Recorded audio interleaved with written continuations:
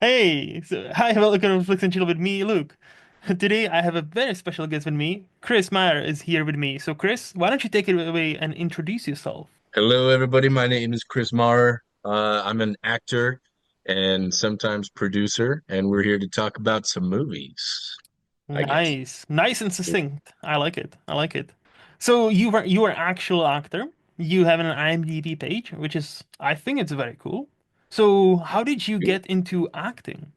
I started at a very young age on in Okay. theater, probably when I was like 10 in sixth grade, Mm-hmm. getting on the school stage and just doing choir and Mm-hmm. stuff like that. And uh, got to tour the world for singing. Like I sang in different cathedrals in places like where you were from in Prague and Mm-hmm. even Notre Dame. And then went into started studying college acting, and it was horrible, terrible.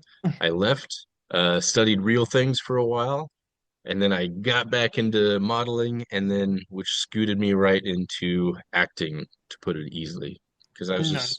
I started modeling and realized, wait a second, I missed doing the whole being on stage and performing and Mm-hmm. doing this. And then Mm-hmm. one thing led to another, and here I am with an IMDb page. Nice. So, Yeah. have you always been this like a there's this like a stereotype like every time I watch like an actor giving an interview about this, most of them are like, "Oh yeah, I would always perform at shows for my family when when we had friends and family around like I was 3, 4 years old and I would already be performing stuff just, basically being an actor." Was this your story as well or were you like, "Nah, not me." Not quite. I Okay? mean, I think the closest thing to it was when I started singing in sixth, seventh grade. Mhm. Uh, I liked it and I enjoyed it. And like I was walking through the mall one day when they were doing a Christmas special for the radio, Okay. and they were like, "Hey, kid, can you sing us a song?" And I was like, "Boy, can I!" Hmm. And I grabbed the microphone from the guy and started singing out one of the songs and got a big crowd. And when I was just like a little 10-year-old guy, and everybody was great. Was it a good song? Was I good at singing? Probably not, but whatever. It was a 10-year-old belting out a song that people liked. So I think that was the closest thing to that I had. I think in 10 years old, like it's really about how cute you are rather than how good of a singer you are. Like, like so it's like, oh, that's cute. Yeah, we should have him sing more songs. I was neither. I was neither cute nor good at singing. Wait. You said you were a model as well. So like, okay, I need to push back a tiny bit. Sure, yeah. I don't think I was a cute kid. It's like that, what do they call the ugly duckling thing? Or Hmm. you'd Oh, so start you out, grew into it. So that's what you're saying. You yeah, grew into it. Okay. Mm. yeah, I hit puberty and, started working out, playing sports. Hmm. And yeah, I think that, and just worked at it to try to Hmm. not be the weird, goofy, ugly kid that I was at the time. No, I get it. Okay. I get Had it. the glasses, the braces. I was scrawny and tiny. And this, I was like, "Hey, everybody, what's going on? Each voice that I just condensed because I just want to talk to everybody so much." I see. That's So you were like the stereotypical nerd, like like from the 90s, early 2000s, basically like scrawny braces, high-pitched voice. Okay. course, absolutely. That was me. And then And look at where puberty you hit, are now. Yeah, exactly. Like, damn. That's a glow up. That's Look at you. hanging out. Thanks, homie. Yeah. No So, worries. but I'm still the same weird, goofy kid in there. No, that's awesome. So what is it about acting that fulfills you? Like, let's say I would imagine if given the chance you would continue doing this for until you retire or even beyond, right? Yeah. So what is it Um, about that profession that is like that's my calling? Um, because I think it's because I've got ADD. Not really, but like life ADD. Hmm. I just I want to live all the different lives, and that's one of the benefits of being an actor. Hmm. Because, one day you're being a bad guy who does drugs and steals from people and kills them, and you get to play that and live in that world for a while. And then the next month you're being the good guy, chasing down the bad guys, doing car races, or you Hmm. know, just doing really cool stuff and experiencing amazing things and getting to be around really amazing people. Hmm. cool people that a lot of people want to know. Hmm. I'm not yet one of those people, but we're getting there, Yeah, you yeah, know, but exactly. yeah, I like the idea that there is no day is the same. Hmm. And that's one of the benefits of this. You get to travel all over the place and meet cool people and Hmm. experience cool things. That's the biggest thing. That sounds awesome, actually. That sounds very good. So, is there a particular role that attracts you? Like, let's say you get five screenplays, right? Let's say you get Mm, five different offers. How do you, besides the obvious money, how do you that separate, helps. oh, I would like to do this one. Let's say money is equal. Let's say they'll pay you all the same amount of money. How would you choose? You know, this is a crazy question for actors because Mm, it's always based on how they're feeling in the day yeah. when they answer these questions. And I would say the same. You know, there's no, like I said, the answer before is I want to live all the different lives. Hmm. So it's like, I want to live all these things. But if so, something that's more, I don't know, enticing, maybe something with more action would Hmm. be fun if I get to go do some really cool stuff. Or maybe the role is with somebody who is like really great, like a great actor that I've been wanting to meet, work with. Hmm. Those all play different parts. Or if it's just something new and out there, uh, and just hasn't been done or isn't seen very often, Hmm. and those definitely play a role. For Hmm. example, I have a movie coming up that we're going to be filming in September or Hmm. in fall time. It's called Nova, and it's a space film. Like it's a sci-fi romance Okay. is what it is. It's a 1950s astronomer. He flies up into to test some of the ships that they're preparing for NASA essentially, Hmm. and he gets caught in a space-time anomaly, and Oh, it okay. spits him out into the future. Hmm. And he's got to both try to exist in the future while trying to get back to the past Hmm. somehow. And it's that tour. So there's a lot of conflict there, but at the same time, we're doing a lot of cool space stuff. And we shot Okay. the short film of that, and the short film came out really cool. The proof of concept, it won a lot of awards, and we are excited to get going for it. So something So, like that, for example, is really yeah. big. So for this specific movie, you have lined up for, September.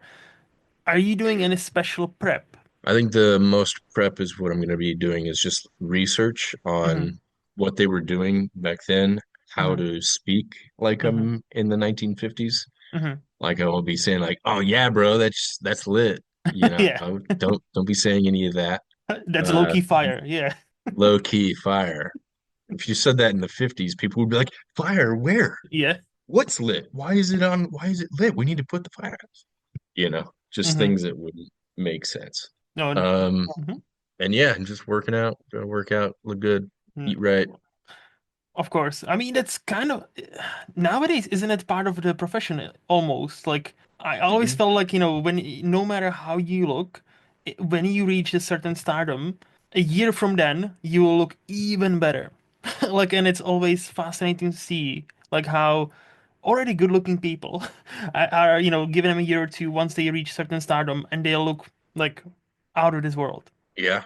I feel like, once they hit a certain level and they get that first really big paycheck and they're like, Hmm. oh, I don't have to be on that struggle bus. I can afford a trainer.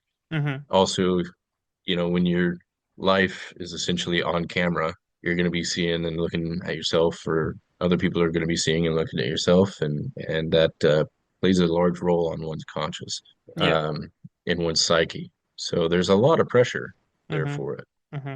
Even the like you say to go to your point, even the actors who were became famous for being the fat guy, like Hmm. Jonah Hill, for example. Yep. He was the fat guy, and then he lost all the weight and got in shape and all that stuff. And he's like, well, he did the Scorsese movies, he did the big movies, and then, like you said, but Hmm.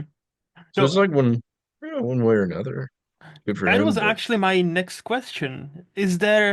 I know there probably might be like a ton, but is there like a one or two directors specifically you would love, if given a chance, like jump on and work with them tomorrow? Let's say you have a pick of a yeah. litter, like let's say you get to pick. director or two for right now sure. that excite you?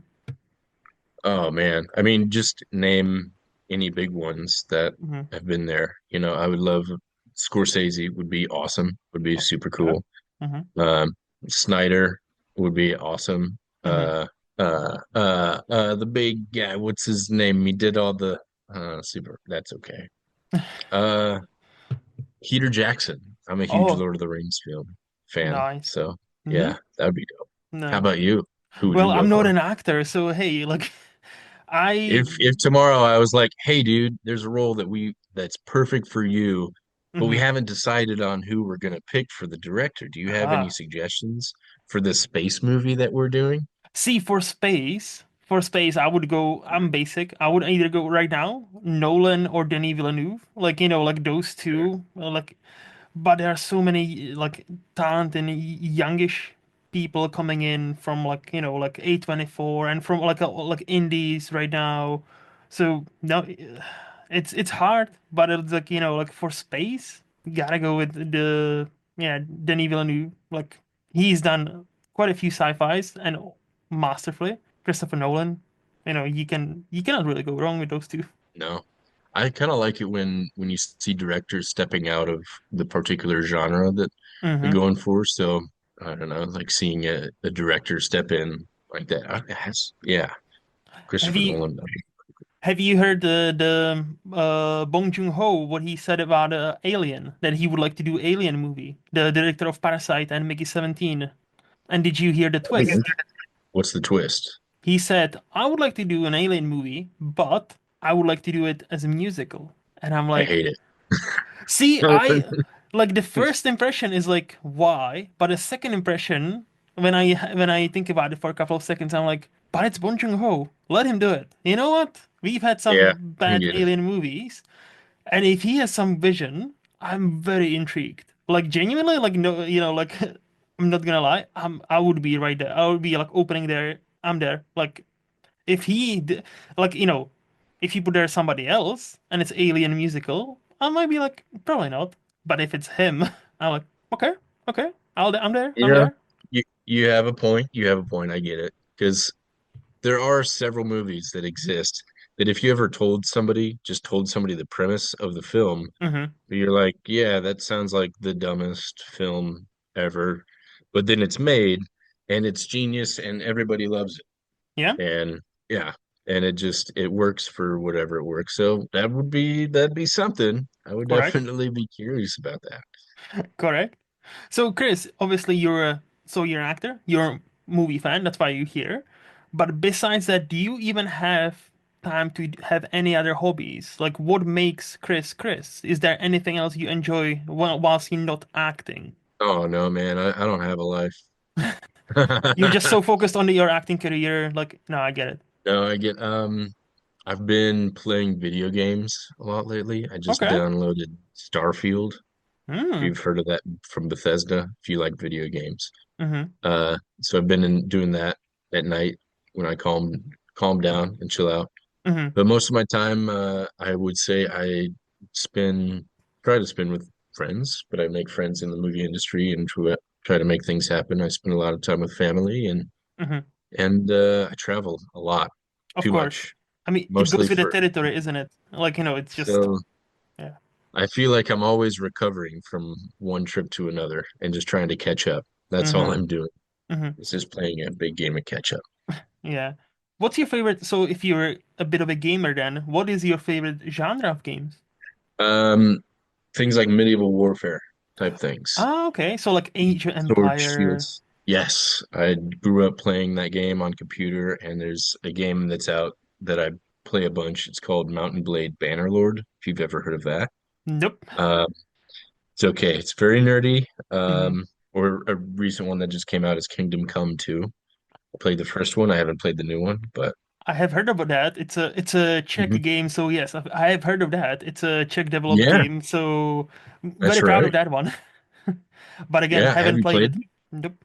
I If you're Czech, you would probably appreciate it because they use real characters yes, and real locations, yes. and each location and character they give like a huge bio about it, and it's about real time periods, times. So it's pretty cool, man. Check it out. I've Check it. already seen some like Easter eggs where they have to translate into English for them to hit. And it's like, oh, this is so genius. Like this is like, there's like 10 at least like 10 I've seen like an article like, 10 best things we spotted in Kingdom Come Kingdom is the Kingdom Come? Yeah. Yes. Yeah. Because again, I'm not a gamer.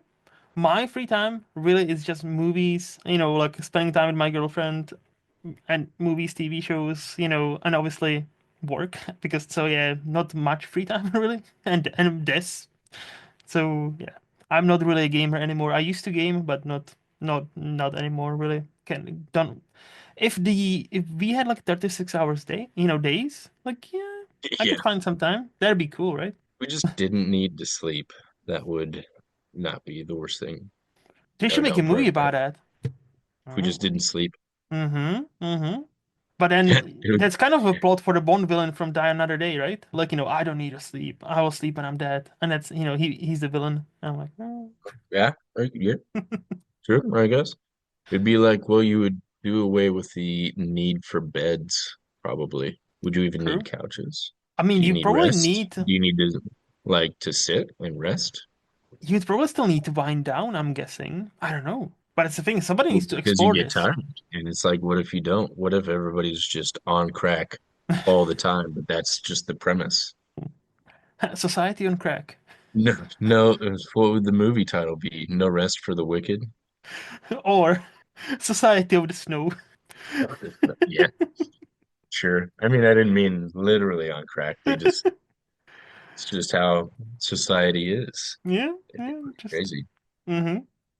if we just didn't need sleep or rest. It'd be interesting. I'll say that. It'll be interesting. And to be fair, I already don't sleep that much, so like I'm almost there, but I get tired. So hey, it's not great. Sleepy boy. No. That's okay. Yep. So you mentioned you're in between Iowa and Florida right now? Yep. All right. Uh, so between Iowa and Miami, very Miami. different worlds. Uh, Yeah. Very different words. Yes. So if I were to ask you, Chris, I'm, and I'll let you choose if we're talking about Iowa or if we're talking about Miami. If I were to ask you, I'm coming to either of those places for a week. What do I need to see? Where would you take me to? We need to see this because it's only here. You get to see something like this. Where would we eat? And I'll again, either Iowa or Miami is fine. I'll, dealer's choice. Sure.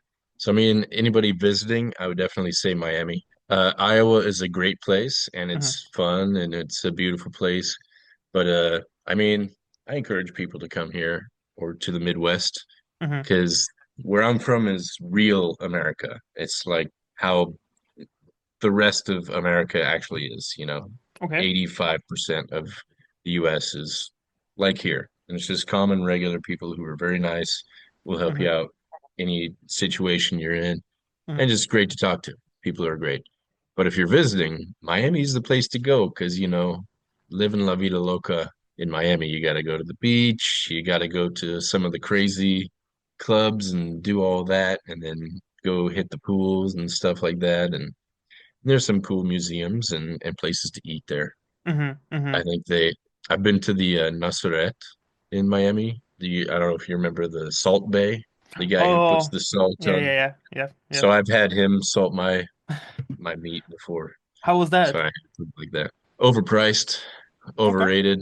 Mm, It's good, hmm. but it's also like, well, I could make this same thing and just at home do the thing for Yeah, 20 bucks or spend like $200 here. yeah, It's dinner and a show type thing. It's the experience. yeah. You can be your own Salt Bay, so Yeah, why pay somebody else to be the Salt Bay for you? That is true. That is true. exactly. And So, it's a lot. It's expensive, but uh, fun if you got the money. yeah, isn't that It's the what you problem do in Miami. nowadays? Like, you can have fun as long as you have money. That's the Yeah, it's easy to have fun if you have a lot of money to go. have fun. Yeah, yeah. I haven't made That's. it big yet, so I'm waiting. But when I do, you hit me up. I'll be like, "Hey man, come to Miami. We got our cigars. We're hitting the club. I don't care. We're getting the bottle service." And for some reason, Hmm. I'll have that voice. I guess that's just how I'm gonna talk when I have a lot of money.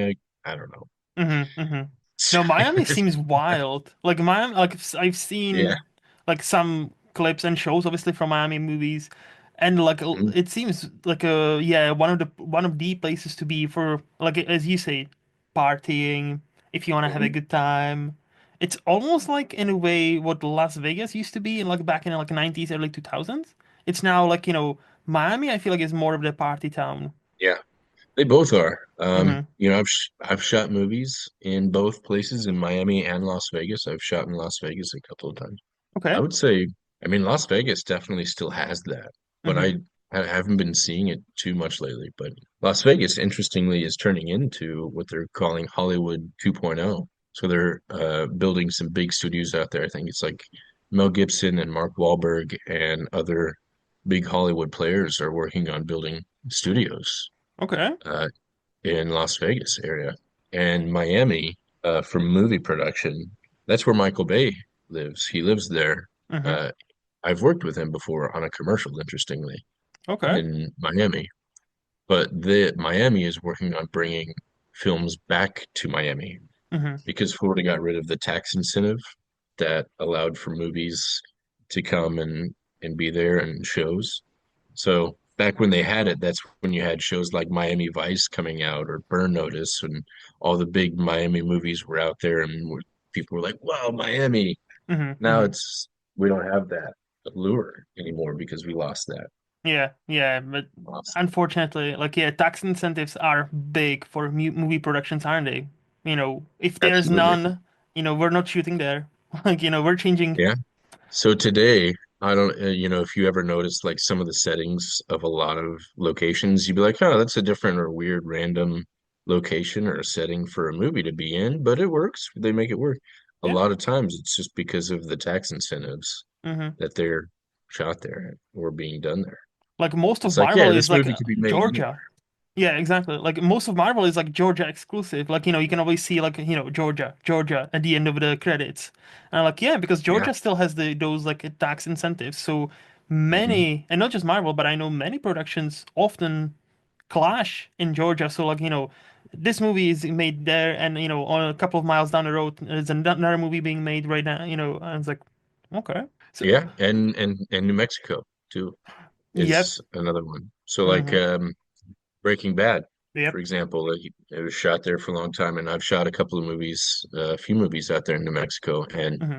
there's not a lot out there. I mean, it's a lot of desert and canyon and mountainous areas, and a lot of the reservations, the Native American reservations, which I've shot on, and it's Hmm. cool and great people. But it's like we would never have really shot there had it not been for these tax incentives Yeah. out in the Yeah. middle of nowhere. But they have it, and we come and we spend, hundreds of thousands of dollars on these locations, and that money goes to the people, back to the people in the area. So there's Hmm. definitely benefit to it. No, yeah, 100%, 100%. Yeah, So I'm what is working on your doing the same here, okay? for where I'm at in the Midwest. Hmm. So I live in a place that's right next to Omaha, Nebraska. I'm in Okay. Iowa, Council Yeah. Bluffs, Iowa, and I live 15 minutes from Omaha, Nebraska, which is the bigger city. Hmm. So I'm working on making movies with Nebraska and Iowa and Hmm. one in their tax incentives and grants and bringing movie production here. So working on it. We're getting there. That's awesome. That is Yeah, that is it's fun. that is very good. So you mentioned a couple of locations already. So I'm Mhm. guessing like I'll ask you a cliche and question. Which one was your favorite so far? Like, you actually had to travel, but you had a blast. Ooh, of movie locations, it's between Las Vegas or New Mexico, but they Okay. were both very different things and both very different reasons. Hmm. The New Mexico one that I did is Canyon of the Dead, or I think it might be ended up calling the Canyon. I don't know. We're gonna find out, but we're in talks on the big distribution right now for that film. Hmm. But we shot that film. It's starring Tom Felton, Wes Studi, Abigail Breslin, Finn Jones, and then I'm in it a little bit, a tiny bit. Nice. But um, we actually were shooting on the Navajo reservation, and it was a time period piece of the 1920s referring to the first female archaeologist and her husband, who was like the real life Indiana Jones, who Indiana Jones was based on. So while we were out there, we had a lot of Native American stories involved because they're discovering the first nation of America, the Hmm. Anasazi population, to get back. But while we were out there, we're working and filming on the Navajo reservation, and we had a lot of the Navajo guys on board on set working with us as actors, and I had a great time getting to know these guys. We were shooting out in the canyons every day, so my office was just gigantic, beautiful scenery and locations, working with amazing people. And it was great to get out because it was during COVID, actually. So we started Ah. shooting 2020, Hmm. had to take breaks and shoot 2021, and then Hmm. ended up shooting again in London in 2022, which was Wow. amazing. Yeah, it was nuts. It was crazy stuff. So there was that. There was like the aspect of beauty and great people to be around, and that was great. But then on the other side, there was a movie I shot around Las Vegas Hmm. that I loved. It was called Mojave Diamonds, and I got to act along next to a guy named Cowboy Cerrone, Chael Sonnen, and Rampage Jackson. If you know those, they're like famous MMA guys. I know But in Rampage, one of yeah. this, yeah, he's a crazy guy. He's a Hmm. funny guy. But one of the things we got to do is have a car chase Hmm. out in the desert. Of we were where I'm hanging out the window and like shooting the gun. Not really, we were just Yeah. pretending. But we were still actually doing the car chase and like whipping it around on the back desert roads, and I love that and that scenery and being able to do that and then being in Vegas and doing all the crazy Vegas things that we were doing for the movie was a great time. So those That. were two of my favorite Hmm. places that were very different. If That yeah, sounds again. That sounds awesome. Like it seems like you are living your dream, and kudos to you. Like very good. so living the dream, Yeah. Before we move finding on, out. yeah. Before we move on, one last question about this. You mentioned you worked with Michael Bay on a commercial. So I've Mhm. heard quite a few stories about Michael Bay.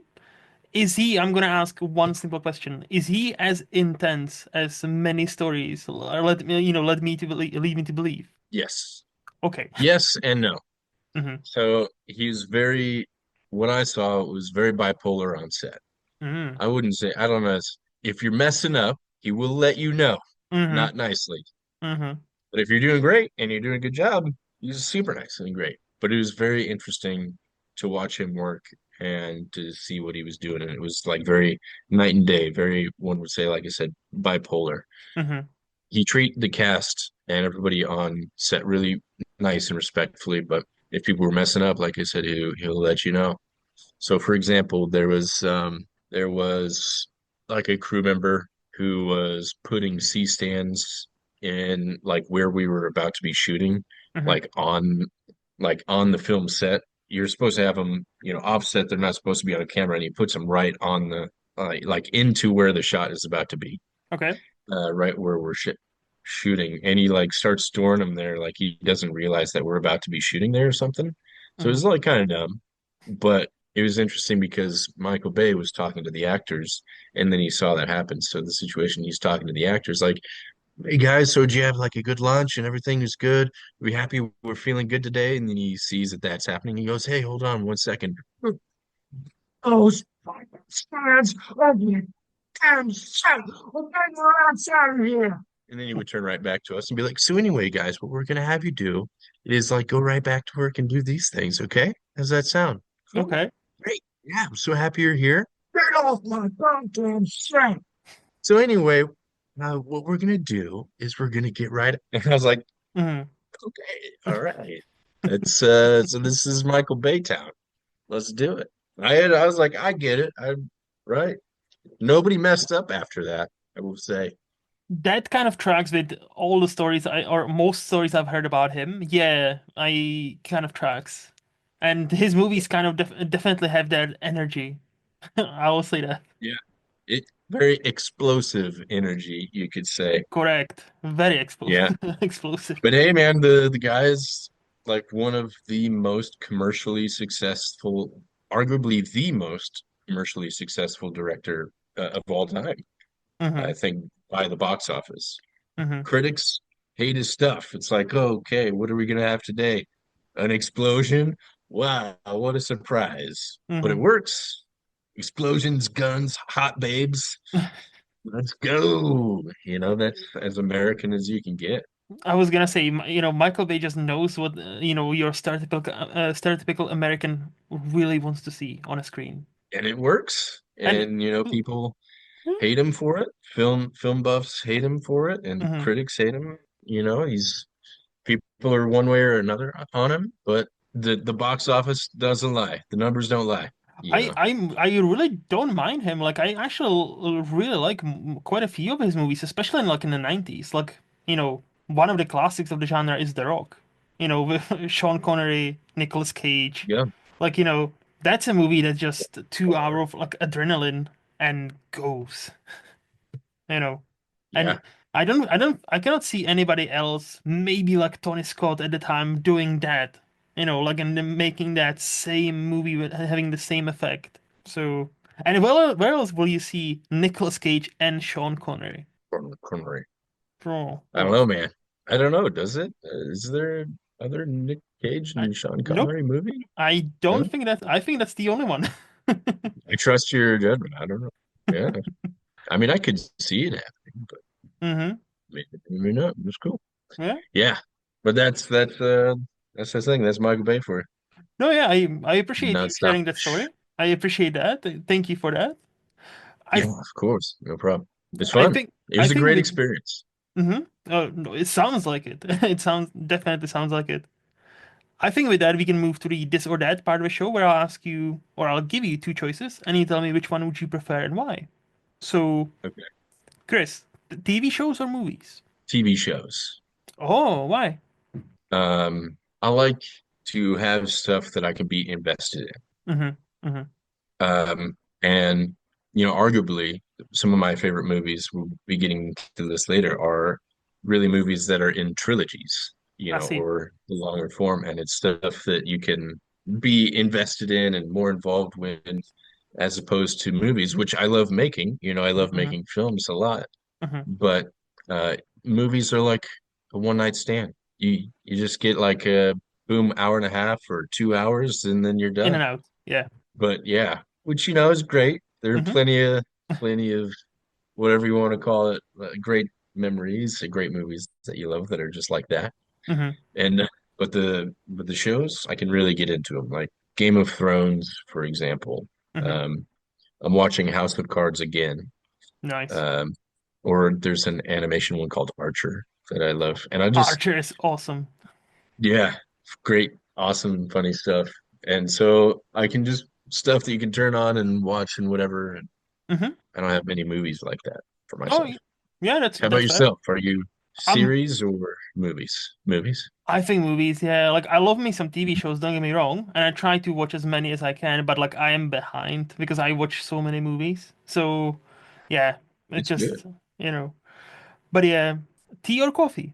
Coffee. Nice. What is your order? Yeah, nice. My order, so I'm weird. I do Okay. coffee. I make my own coffee. Okay. I like to get the nice beans. I'll crush them up and do the thing. I'll do that, and then I'll put honey in it, and I'll even put butter into it. Ah, I've heard of Grass-fed that. butter. Yeah, yeah, Yeah. yeah. It's weird. Everything I do, a lot of things I do is really weird. People are like, Hmm. that's so weird. And then people try it and they're like, okay, all right. That's So true. when you're at home, what's your, do you just have like a coffee machine or do you have a preferred brewing method for coffee? I have a coffee machine. It's good. I've done the Okay. whole French press thing Hmm. and Hmm. stuff. And honestly, I just like a drip coffee. It works. It does the job. I make Fair. it to the right amount of strength that I Hmm. like. Hmm. It's good. How about Yeah. yourself? Tea or coffee? What are we doing? Coffee. Yeah, no, I'm a coffee guy. I got into coffee during the pandemic and discovered Mm, specialty coffee. And yeah, one thing led to another. And yeah, like a drip. specialty coffee. What is specialty coffee? Like, I like my beans light roasted, as opposed to like most coffee shops use like medium to dark roast because they are like more palatable for many people. Like they taste like chocolate or a hazelnut and all that. And for me, I prefer the like slightly bitter, sour, like lemony, grapey kind of Mm. coffees, like from like Ethiopia, Kenya, Brazil. Oh yeah, so but I'm kind of like you. I have my own coffee grinder at home, so I always buy some nice beans, and I just crush them up myself, and I just make a pour over, like yeah, or like a AeroPress, and yeah, I'm just chilling with Gotcha. my So you like coffee. a nice blonde roast. You know, the light roasted actually has more caffeine than the dark roasted. Y- uh, to People an will think extent, it's the yes. other way around. To an extent, Well, yes. I've seen a video about because it. the That's like yeah, it basically goes very nitty gritty into the science of that, and it's like yes, but not all the time. But yeah, I know what you mean. Yeah. sure. The idea is like it because a dark roast is you just roast it longer and it roasts out the Mm-hmm. caffeinated properties is the Mm-hmm. only reason. Yeah. So I've tested it. It's true, but I personally like the coffee with the taste, the darker roast, so I can have the taste and flavor Mm-hmm. while being able to drink more of it without being too Yeah. Too uh jittery. Yeah. that's how I'm already getting there.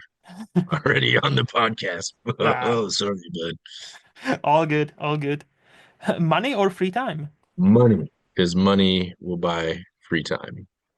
No, I like myself free time so I can play video games, Mm-hmm. try to watch some movies and shows. Yeah. But Get it. to me, I would say, money is time.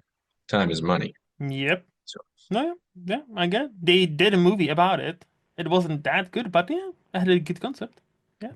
what was the movie? In Time with In Justin Time? Timberlake. Yeah, Oh 2011. yeah.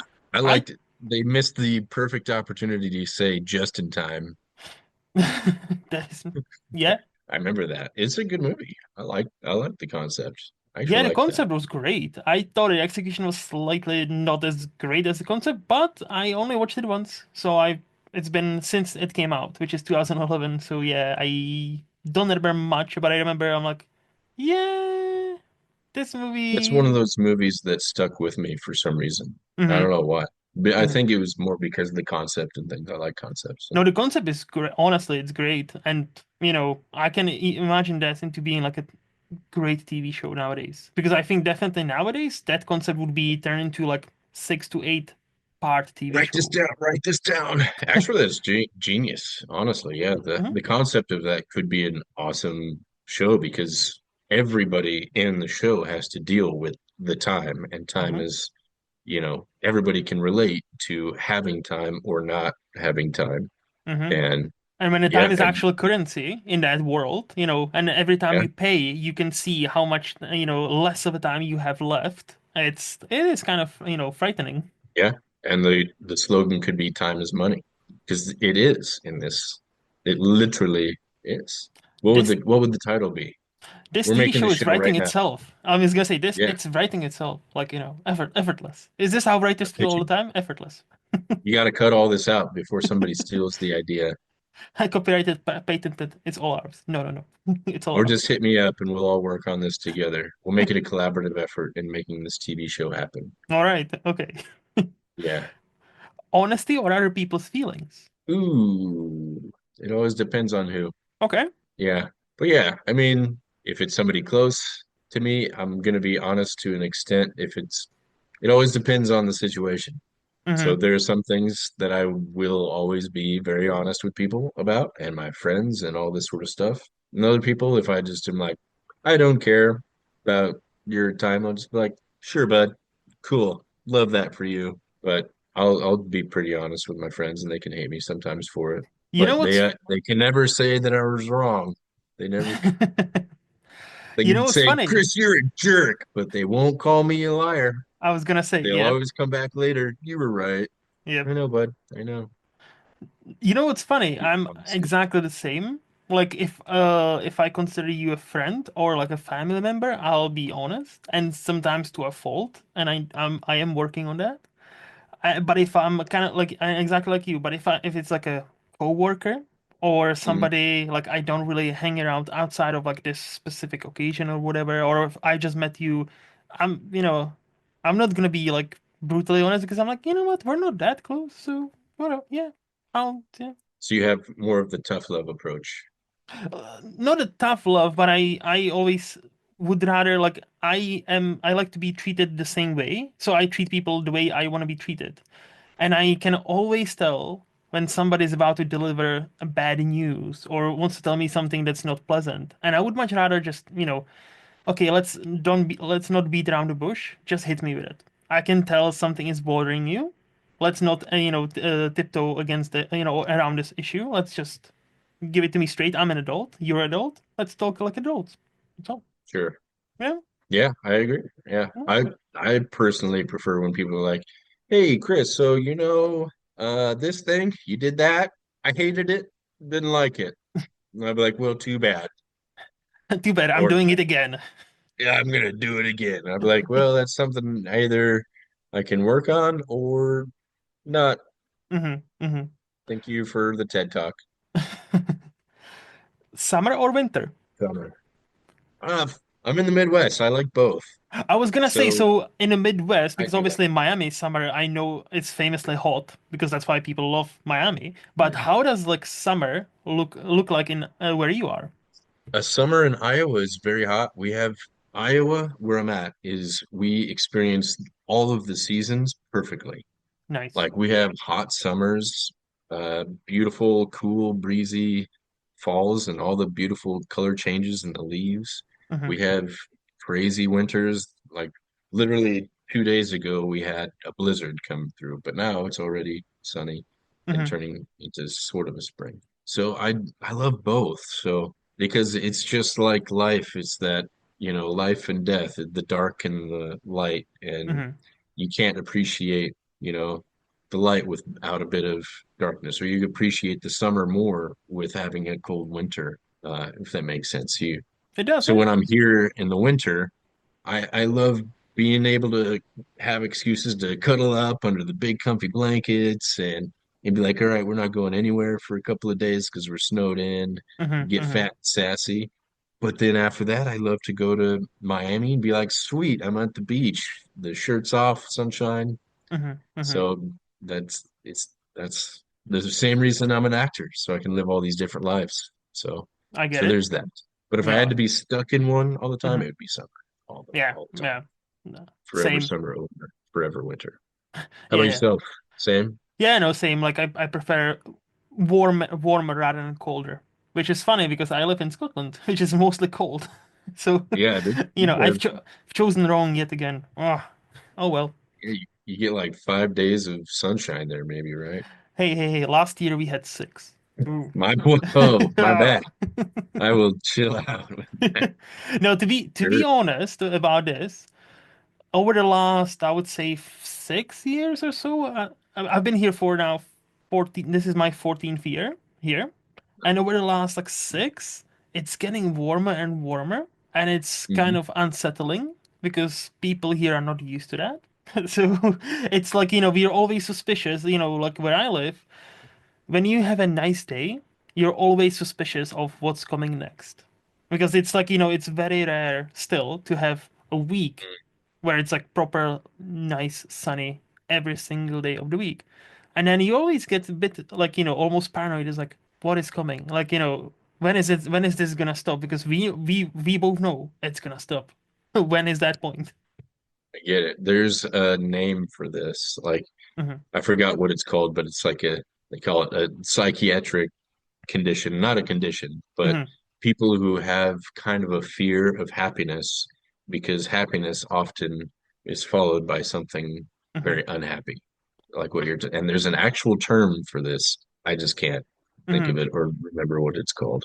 To be fair, this But is purely weather related because again, like Scotland, even the summer is sure, just like you have yeah, few nice days and then you have a week or two that's absolute shite. And I'm like, all right, that's a nice summer. And then it's back, nice again, nice sunny again. And I was like, yeah, that'd be cool if it was like that all the time. And it goes shite again. I'm like, oh well. I appreciate the Scottish shite is Oh coming up yeah. on you. You can Oh use that. I. Oh It's I. fun. Oh I. Oh, I be shite. lassie.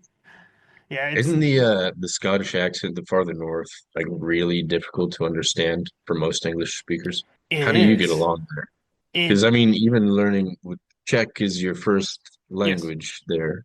Hmm. So coming into that English, that very deep accent, Hmm. how is that? That can't be easy. For me, it wasn't as bad because I learned English mostly through movies and TV shows listening, right? So I watched a lot of movies and I actually paid attention. So that's how I got my vocabulary, and that's how, listened to many accents. So for me, the Scottish accent wasn't as hard. There are definitely people like Czech people who came with me that struggled. They couldn't understand people around, and I was like, but they speak clearly. Like, what are you talking about? But if you Yeah. meet like a native speaker who would talk like there's like a you know there's a Doric language, there is a Gaelic language, and that's its own thing. That's like the words sound English, but they're not, and that's proper tough. Especially like the and general rule of thumb, it's kind of like in America. I'm guessing, the older person is, the harder the accent is. So if you're talking to like an 80-year-old, grandpa or a grandma, sometimes like that's not English. No, I know English. That's not English. What, like slow the fuck down. I cannot understand you.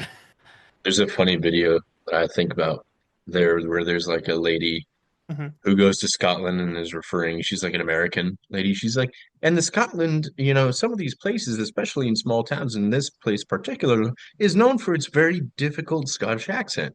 And she like randomly stops an old guy on the Hmm. street, old Scottish guy, and she's like, well, sir, this part of area of Scotland is very difficult for its accent. Could you express like a little bit of something in the accent? And he just goes like, you know what I mean? And That's the that's how only they thing sound. people, Yeah. you know what I mean? The Can only you thing mean? people understood was that. Yeah. And even she was like, what? He's like, you don't understand anything, but And nobody. what's funny is, like, even certain Scottish people sometimes cannot understand, like, some other accents, like Scottish accents. So it's not just us foreigners. It's like, like people that actually grew up here, but in a different part. And then when they move to it, like, oh yeah, I just moved to East or West. And suddenly it's like, oh, what? What did you say? What? What is that? What is that word? Oh, okay. And it takes them a while to adjust. Isn't there something similar or relative in the Czech Republic there and where you're from? Like from town to town, they each, No, we have at one point, they accents. had Yeah, different yeah. accents within. Like where I'm from, the Yeah. region I'm from, we talk short. We talk fast, short.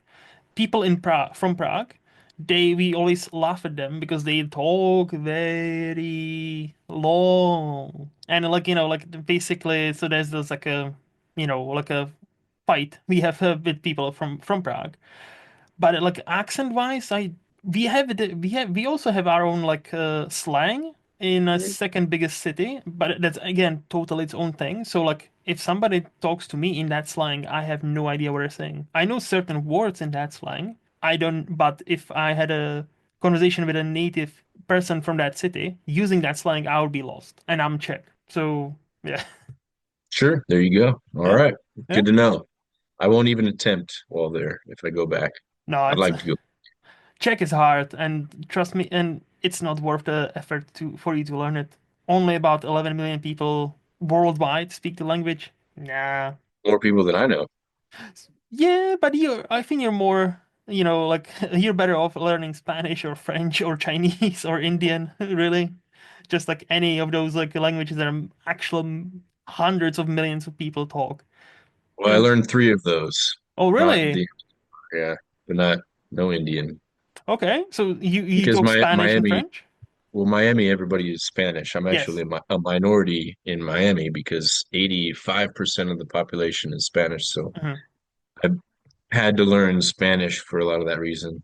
And I studied French for years, Hmm. and traveled the world with it for a while too, because I was like kind of getting into politics for a while and like the Oh. UN stuff. Yeah, a while back. And then I actually had a scholarship to study abroad in China for a semester. So I was studying Chinese and business and economics out there. So, Do you still but remember I barely any? speak any of those. Okay, okay. Yeah, some like enough to. order beer and order some drinks and Yeah. have like a small chat about names or where you're from, what you do. Just the Hmm. basics, the conversations. No, yeah, like languages is, it's will stay with you as much as you use it. That's the problem with languages. Like you can learn You don't it. use it, you lose Correct. Like I was fluent it. in German. Like 14 years ago, I was pretty fluent in German, but now since I've moved to Scotland, I haven't really used any German. So it's Yeah. pretty much all forgotten it, you know. It's like it's still someplace there, and I think if I were to go to Germany, it would probably something would have resurfaced. But now, yeah, I think I would be quite lost. I'll be Interesting. honest. Yeah. So last question, free will or Hmm. destiny? Who knows? You have free will, but it always leads to your destiny. Ah, so you're one of those like half and half. So like your life is you believe that your life is predestined to for a majority, but you do have a free will to skew from the path, but eventually you will end up where you were supposed to have ended up anyway. Probably. I feel like that's a lot of people meet their fate by trying to avoid it. I've seen those Hmm. things, such things. People meet their fate by trying to avoid it. Interesting. Okay. I never heard it phrased like that. I like it. It's inevitable. I always think about there was a story about a guy Hmm. who he had his fortune told, and apparently it's a true story, um, about how he was going to die. Hmm. And he was told that he was going to be crushed to death. And so he was very scared about that. And after some time, he ended up locking himself inside in his room, Hmm. in his library. And eventually he was living out of his, you know, in his place and he had his library there. And eventually something happened where one of the bookcases fell over and all of his books crushed him to death I because he was see. trying to hide from the world Yeah. because he didn't want to get crushed to death. That's the long and short of it. But I Okay. don't know. It's pretty good, causal determination or not. Hmm. Hmm. Yeah. I Fair. think we won't know till we're dead. Who knows? Yeah, and even then, if many people are wrong, they will never know. If they are right, they will know instantly. Their preferred deity will show up and guide them to their destination. And if they are wrong, they will never know. That's, yeah, that's pretty much it, really, isn't it? We'll find out. How about you? What Correct. do you think? I come from an atheist country, so like I think we have a free will. I don't think we have a destiny per se. So yeah, I'm not very like I'm not one of those. I'm a wait. How is this? What's the saying? I'm not religious, but I'm a What's that joke? It's kind of like popular in America. It's like I'm not religious, but and there's always like I believe in this. Nah, it's fine. Like I'm let's not religious, but I do like pickles on my hamburger. Totally unrelated, but okay. yeah. No, it's That's like how I see a lot of those things. there wasn't even a Family Guy joke. It was like, what about where do people who say this stuff go? They go to, and then he's talking to God. They go to hell, to the deepest pits of hell. I'm like, oh, that makes me happy. And that was the joke. It's like because the people is like, I'm not religious, but I am this, and I cannot remember the phrase, and I'm very mad at myself. So Not yeah. religious, but certain types of people who do certain types of things belong in hell. No, I'm Is that where you're going spiritual. with that? I'm spiritual. That's the word. So yeah, I don't believe in that even. I'm not one of those. I'm not religious, but I'm spiritual. I believe in ghosts, and I don't. I'm sorry. Well, I'm not sorry. Like it's just who I am. And yeah, I'm not spiritual. I know that was the joke from Family Guy. It's like, so God, what happens to people who are not religious? And they do they go to heaven? If they're good, yeah. What about those people say, I'm not religious, I'm spiritual? No, they go to hell, straight to the deepest pits of hell. Oh, that makes me happy. And it's just like that's a Sid MacFarlane in a nutshell. That's his kind of style. I get it. Personally, Hmm. on that topic, I mean, I would say I practice a Hmm. religion, but Hmm. I would also say I'm a spiritual person as well. Yeah. I personally believe that they are two separate things because Hmm. to me, a religion is like a foundation. How do you say? Uh, like it's an establishment of something, Of like a beliefs. collective. It's not even necessarily belief, but it's like a system. What's the term for that? I can't think of the proper term, Hmm. but it's It's a foundation and Oh, like like principles. no, it's not even principle. A Okay. religious, because it's like religious establishments Mm-hmm. or Mm-hmm. establishment. It's an establishment, like you would say a school or something Like that core is a values. collect. No, Okay. not that. It's what would you say like a school is? It's something like a school, where it's putting all the stuff and they have their particular Mm-hmm. rules and it's a practice in a collective practice. But spirituality to me is an individual's relationship to Mm-hmm. God, universe, the great beyond, the flying spaghetti monster, whatever you want to call it. Mm-hmm. And Mm-hmm. it's one individual's feeling or belief in that sort of way in their connection to the source, as you Yeah. want to call it, no Mm-hmm. matter what you believe. Um, and that is separate from religion. Religion is a practice, Mm-hmm. I believe, of forms of spirituality or forms of spirituality, Mm-hmm. but it is not itself spiritual, if that makes sense. No, yeah, I think I'm I bad at think describing. no, Yeah, no, no. I think I get you. I think like so you're not really hanged up on the like a religion part of it. It's the spirituality is your kind of way into your religion, like how you choose to practice your religion. sure. Or one into the other. But yeah, Hmm. religion is more of a practice. Spirituality is more of a, I don't know, Like way of life. I don't even know how to describe it. Okay. I'm terrible. I'm trying to help, but So also obviously like I'm not really helping. So I know I can't. I'll think of it after. I'll come up with the proper way to do it after the it's always after like the that. It's like, you're yeah missing that one word and you're like, oh, I cannot think of it right now. And then like 2 hours later, once we're done, it's like, that was the word. Fuck's sake. yeah Like, that's it. yeah. Yeah, Yeah, that's no. what's gonna happen.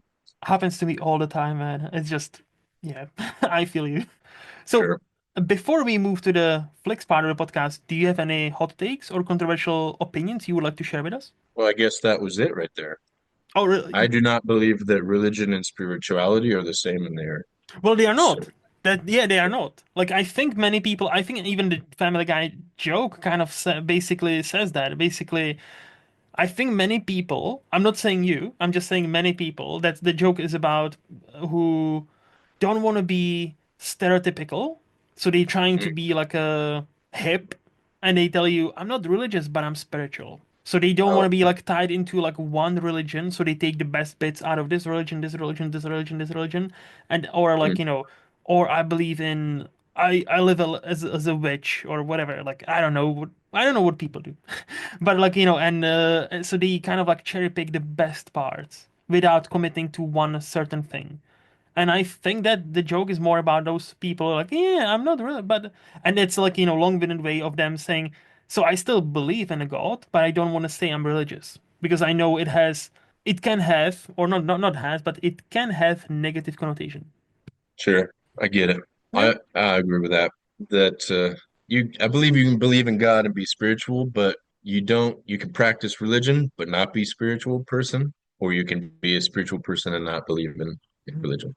That's How what I would believe. it, That's my controversy. how would that work? Okay, let me ask you that. How would that work if you're spiritual but not practicing a religion? Because religions are particular establishments. You know, Hmm. for example, there's Christianity, Yep. Islam, Hmm. Hinduism, Hmm. Judaism. These are different practices of, and they are forms, practices of spirituality, Hmm. but they themselves are not, while they are practices of spiritual rituals or supposed to be spiritual purposes, there are Hmm. plenty of religious people who practice but are not spiritual. They like try to seem this way or they appear this way, if that makes any sense. Hmm. Um, or who use religion as a facade Yeah. to certain, but they are clearly not people who are in touch with any of that. Yet there are people who are very spiritual who are in touch with, more in touch with God. Like you can say God, or like I said, you can say the universe or whatever you want to use. Hmm. Um, to me, it's a blanket, something of the great beyond oneself. That energy, in this way, we'll use the God as a term to describe this Hmm. universal energy that most people know and come to understand. Hmm. And out of these understandings, people create religions, but to me, they are not one and the same. Okay. It's difficult to understand. I don't know. I'm not describing it the best. Interesting. Interesting. Yeah. Okay. Okay. Yeah. Because religions are particular teachings and traditions and practices that are handed down over time. Yeah. And because of the way humans are, humans can corrupt things over time. Hmm. Or if you've ever played the game of telephone, Yeah. have you ever heard of? Yeah. So that's what I see a lot of things that happen in religion over time, and even with a particular religious text, they get changed over time Hmm. through different translations, even if it's little by little over the course of 1,000 years, hundreds of years, you'd be changed to fit particular groups of people's purpose and stray away from what the original feeling and intent was. Hmm. And to me, all these different religions try to simply view from our very limited human experience and view of God or of that spiritual Hmm. experience that people have. And then they try to pass it down, tradition, and it can be down there. So Yeah. that's my controversial take. Yeah, that's Yeah, so very for much. you, it's not really about like, let's say a Bible or or going to church every Sunday. For you, it's about your own journey and your own relationship with a God you believe in. Yeah, sure. Okay. Yeah, absolutely. And I do both. I go to church every Sunday. I'm active in it, Hmm. but I believe, I like it because of my tradition. It's how I grew up. I like Hmm. members of my church, and the community is great. Hmm. Um, if it weren't for them, I probably wouldn't go to other churches in Europe. I do. I like the European churches, old cathedrals and stuff. Hmm. Um, but at the same time, I will still practice like my own forms of meditation and try practices from other places that are passed down or around for whatever. Yeah. No, I'm not sacrificing babies or anything, No, of course not. but yet, no guarantees. Well, you're not that high up in Hollywood yet, so like, and Yeah, I'm not there yet. Maybe we'll see how many dollar signs it takes. I know, right? Yes. So yeah, we went off on a big tangent on that. So that's my No, controversial take. I, I Um, like it. I like it. No, no, I no. just I just wish I could put it in a more Eloquent way. succinct and better Yeah. description. I wasn't expecting to talk about this on a movie podcast. Not But hey, does what I'm saying make sense? yeah. I know Yeah. I think I get you. I think I get you. I think I get you. And again, like I'll always say, despite me being an atheist, I don't have a Hmm. problem with people who believe in this God, this God, this God. And again, like because I understand, hey, if that's what helps you and that's what like makes you, in your mind at least, like a better person, great. And I always like I'm fascinated with the why behind it. Like why do you believe in this God and not that one? Or why, this religion and not this one? But again, like, that, so that to me, that's more interesting question. But yeah, Sure. no. No, I agree with that totally. But to me, Mm-hmm. I believe that all these different religions are essentially looking at the same thing, Mm-hmm. just through different experiences, and they describe it differently. Correct. So a rose by any other name is still a rose. I've had that And argument with a hardcore Christian as well, like a very hardcore Christian, and I said like many, like if you really look at it, many religions from all over the world are effectively talking about one or not one thing, but like the same core ideas. And one of the main core ideas is you should be a good person, you should treat mm, others well, and really, that's about it. And then they have different ways how to go about it. Yeah, of course. There's like mm, different little details, as you said. Like if you read Bible, it gives you one thing. If you read Quran, it gives you a different thing. If you read what Buddha is talking about, you obviously lead a different life. So the details are totally different. But the core ideas to better yourself, to be better to others, to live a meaningful life, they are all kind of there. yeah, the golden rule, do unto others as you would have done unto yourself. Correct, correct. That's what most of those things end up winding down to. Mm-hmm. Yeah. Yeah, and those are great. Mm-hmm. Agreed? So anyway, you want to talk about movies? I was gonna say, yeah, let's move to the Flix podcast, where You I'll ask probably you. lost all your followers. You're probably banned in several countries now, canceled, Nah, and because you nah, talked about it's that. all good. It's all good. Now, so this is the part I'll ask you. Excuse me, Chris. What is the last new movie you would rate 5 out of 5? So anything 2020s. 2020s. Oh, I had it. I knew totally. I looked it up just to make sure. Mm-hmm. I had to look up. I was like, because I feel like nothing good has come out lately, Mm-hmm. but there's got to be something out there, right? Wouldn't you say? There's so many.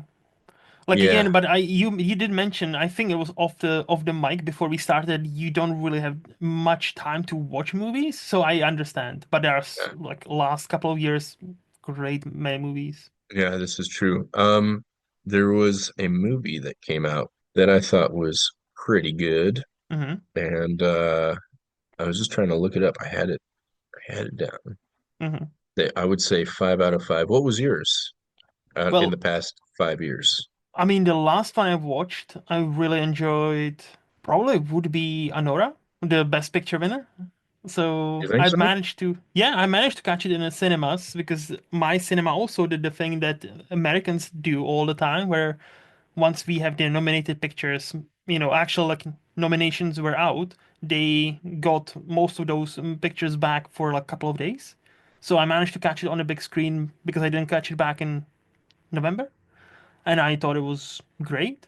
I was surprised when Mikey Madison won the Oscar instead of Demi Moore because I am a big fan of the substance. Mm. But I'm not mad about it. She was awesome.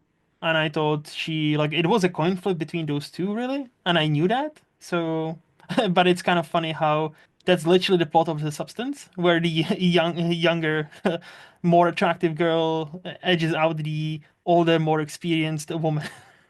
I'm like, The Substance, yeah, that's kind of meta. Funny. Yeah, Yeah, I didn't watch either of them.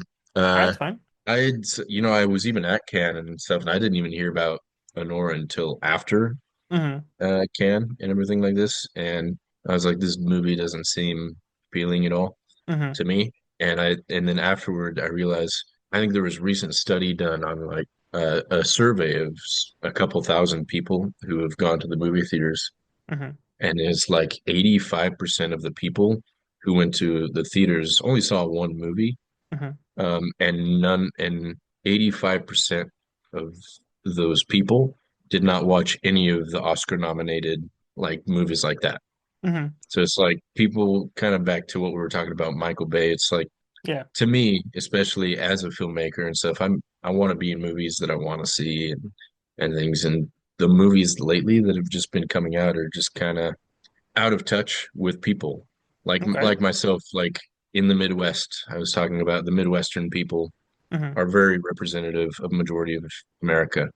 Hmm. And the director of Honora even was saying, hey, go to the theater, support indie film Yeah. and all these things. But there are no movies that like people, average regular people want to see. And then I also realized that Honora, Hmm. their production budget was $6 million, but their marketing budget was $16 million. Oh. So what they were doing was they were sending all these personal private things to all of these Academy Award win or the Academy Hmm. members Hmm. and all these people to like essentially kind of like Well, but isn't that how the game is bribing played? people and things. It's the game. And it's Yeah. kind of as a filmmaker, Hmm. it sucks. And it Hmm. sucks to see because there are amazing, talented people out there who are doing real stuff, Hmm. who are making things that people would want to see, but because they don't have a 10, 15, $20 million budget to market their film Hmm. and to get in with all these different people, these movies are never seen. And I'm not saying that's any movies that I've done recently. I know the quality of, I'm doing fun stuff and it's Hmm. cool, but we want to be doing really cool stuff. Hmm. But it's hard. And then especially you're seeing all these kind of remakes and Hmm. stuff that are not that original or Okay. pushing a particular agenda that a lot of these things have. And Yeah. it's, So did you I don't manage to know. find did you manage to find the one you thought it was actually really good in the last I did. from the last couple of years? From the last, I would say all is quiet on the Western Front. Oh, all quite, yeah, yeah. I'd Yeah. say that one or 1917. Mm-hmm. Mm-hmm. I would say those war movies, but I dug them. I thought they were pretty cool. Yeah, I know. All quite on Western Front. Have you read the book? I did not. I did not read it, That's one of but now I want the to. that's one of the rare Yeah. cases I actually read the book because of the high school. We had like a Hmm. reading list for, to pass like a Czech exam, and there were like Yeah. 20 books you kind of had to read, and then you would pick one and make it like, talk about it during like this big, exam. And yeah, one of them was that, and I thought that even the book was great. And yeah, the latest movie, it was a Netflix movie that did very well at the Oscars. Speaking of the Oscars, that also did quite well. Yeah. Yeah, it did. But that was one of those things. It's like, well, you can't not because I mean, it's huge. There's a huge Hmm. undertaking that they did for that. And it's based off of a great work already, a great book. So, I Hmm. mean, they had already IP and a built-in audience with it. Correct. So, Yep. I mean, and they did a good job on making that film. And the same director just made also another Oscar-nominated movie, The Conclave, which is awesome. That that I would recommend.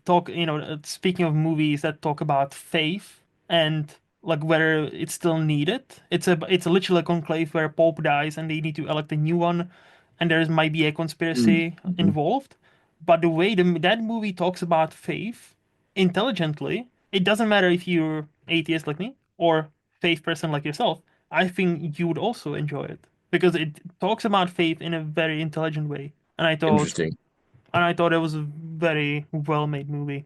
Yeah, I've seen ads, but once again, I'm so bad at watching movies. Well, you're Anything recent, I'm so bad at watching, and it's so bad because I have to keep up with you're those making things. them. Of course, like you're making movies. Of course, you don't have time to watch them. Trying to make movies is hard, man. It's not Yep, easy. I, I I believe you. I was gonna say like I know, but I don't. I never made a movie, but I believe you. Yeah. It's a hard life. The easy part is the production. The getting everything into production is hard. Raising the Hmm. money for it, raising the financing, getting, actors attached, getting this, Hmm. the ducks in the row, as they say. Hmm. It's hard stuff. It's hard stuff, bro. Oh, I believe it. I just read stories of like, the people who succeed, and then they talk about, oh yeah, I haven't made any money out of this Oscar-nominated movie. Just Yeah. Brady Corbet, the director of Brutalist, fast, Yeah. great movie, and he openly talks about how he literally made no money off of the movie that was Best Picture, Best Director nominated movie, and that seems wrong. That's just yeah. It's true. Yeah. And I believe it. And I get it. Mm-hmm. People talk about the starving artist, and there are great actors out there. I forgot who the actor was, but very recognizable actor. He's like, yeah, I've just had, nominations for that. I'm kind of a working actor. He's like, I did all this and that. And he's like, I'm struggling to pay rent. Yep. Mm-hmm. And it's a very real thing. And I get it. Well, I we've understand. discovered that how during the actor strike that happened like now almost 2 years ago, year and a half, ago, where the some actors you would not presume were actually just living paycheck to paycheck, really. And Yeah, it's insane how, yeah, unless you're like the 1% of them, names like Brad Pitt or like George Clooney, you're fine. But like, not most people even in Hollywood are not that level. So sure. yeah. I think there's a couple reasons for that. But well, one particularly is some of these people who, for example, they get big paychecks and they just are used to getting the big fat paychecks and they're just used to spending it Mm-hmm. horribly. And I see that. Poor money management, I think, has a lot to do with a lot of that. Mm-hmm. Uh, Smart money management will definitely get actors farther. And those are the type of actors that you see also being producers Yeah. and executive producers or people who are, they're also running other companies or something like that. I think one example could be Gwyneth Paltrow, Oh yeah. uh, brilliant lady. She owns a very successful cosmetic line now, like, called Mm-hmm. Goop. Yep. And I met her at one of her Goop events. Wonderful, wonderful gal, Mm-hmm. extremely successful. I'm sure that it didn't hurt that she was in, Avengers or the Yep. Iron Man and Yep. a very successful actress. Also Oscar winner. Yes. So Yeah. yeah. those help. Those things help. Oh, 100%. I would Um, imagine. yeah, but also she comes from the time of when actors were and movies were making the big money. Hmm. So 2020 changed a lot of things for the industry, But how things are made, hmm and hmm COVID made a lot of things very difficult for the industry hmm But wasn't it because even even before COVID, like streaming changed things? streaming, yeah, I mean, streaming definitely changed, was already on that path. Yep. COVID made it like solidified. It was the chopping block Hmm for the hmm film theater for the past several years. And it's tough. And now, if you want to get movies in the theaters, unless it's like a big studio hit, you have to pay the theaters to have your movie in the theater. hmm Um, and it can be expensive. It'd be like $10,000 per theater, something like that. And then out of ticket sales, you can get that like paid back or whatever a little bit. But for the most part, it's just advertisement or marketing now for your movie. They have hmm to. Is that crazy? That's crazy to me that you No, have it to is. pay movie theaters to do that, and that's the system now. That's the model now.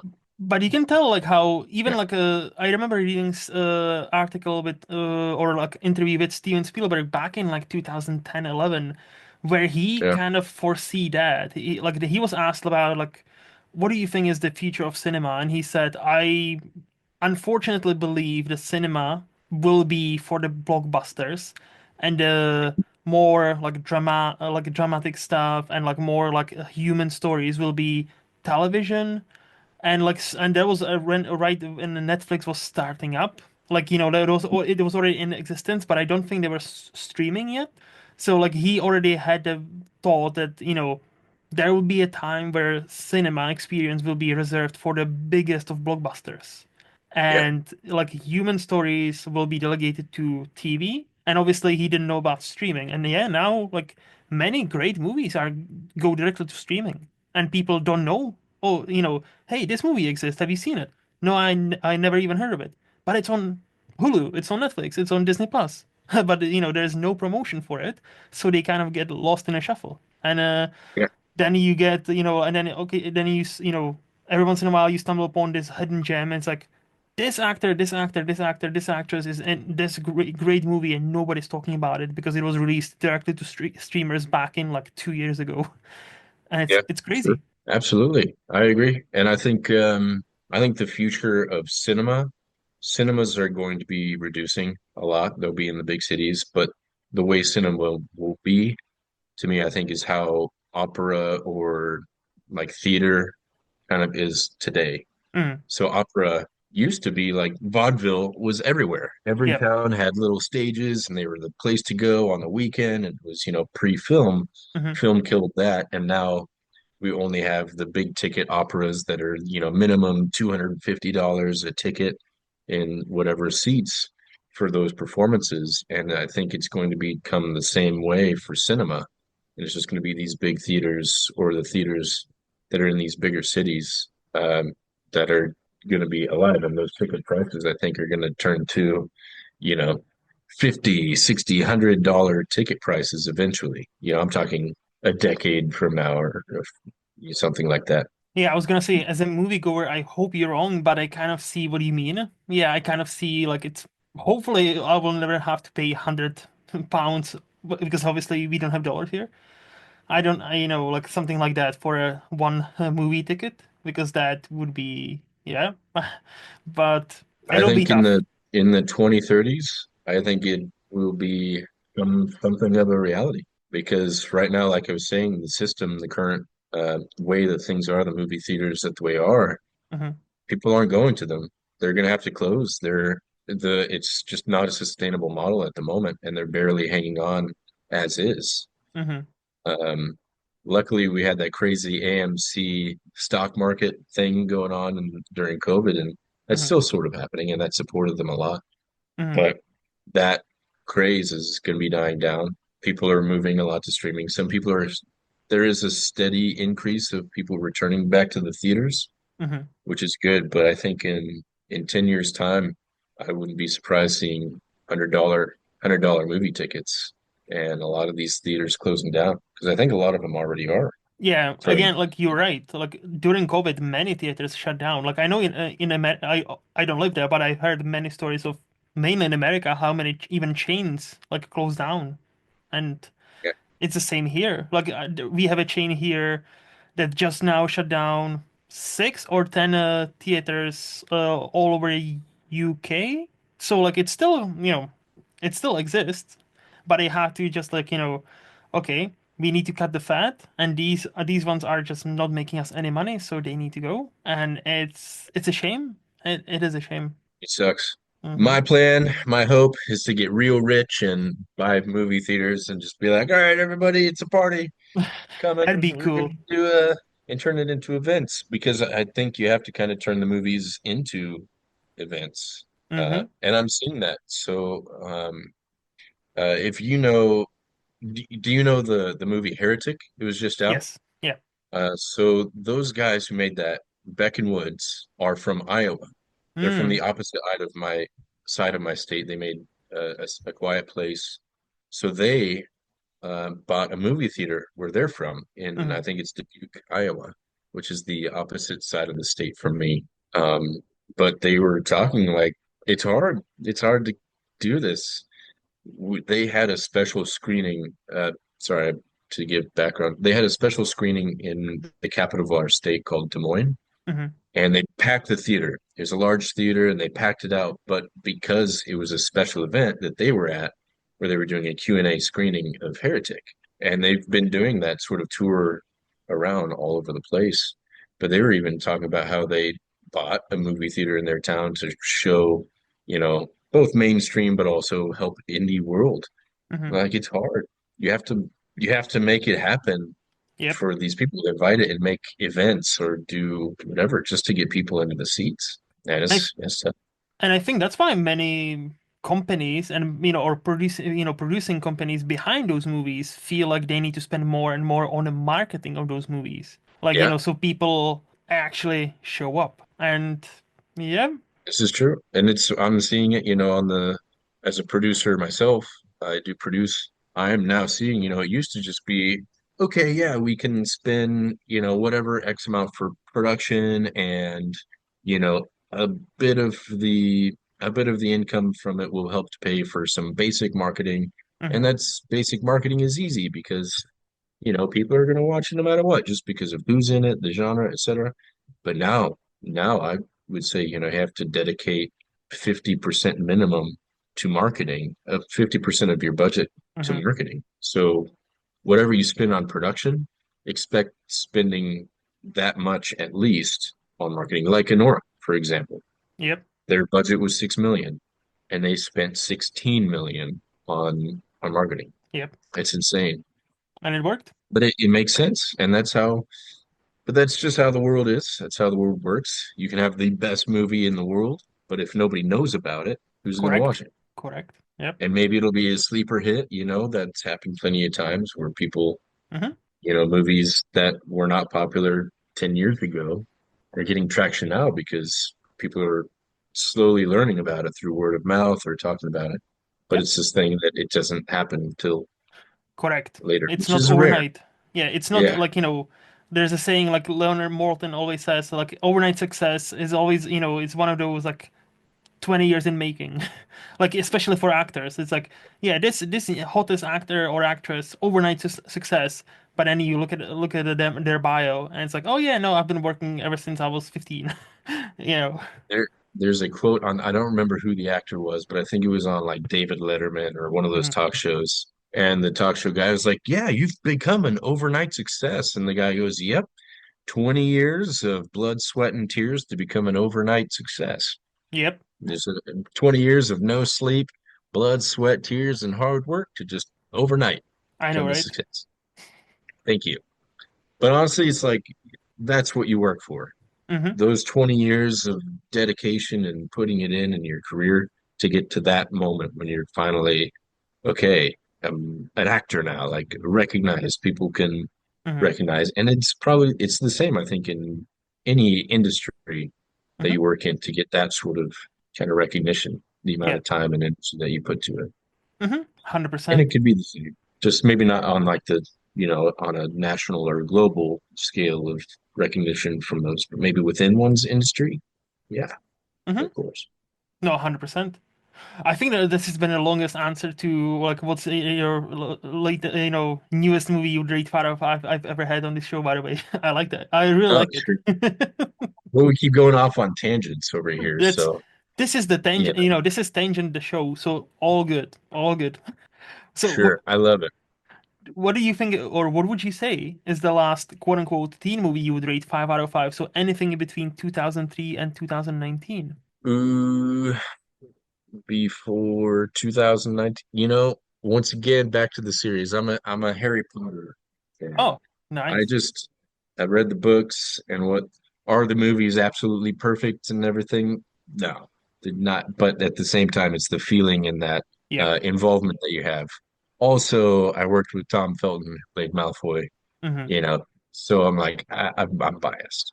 Yeah. Uh, So, is there a yeah, specific so one I you would want to say shout those. out? Is there a specific one you want to shout out, or just like the entire like series as a whole? Yeah, the series as a whole, but gotta be there's gotta be something. I don't know. There's gotta be a movie. Do you have any movies but in that time period that you really like or love?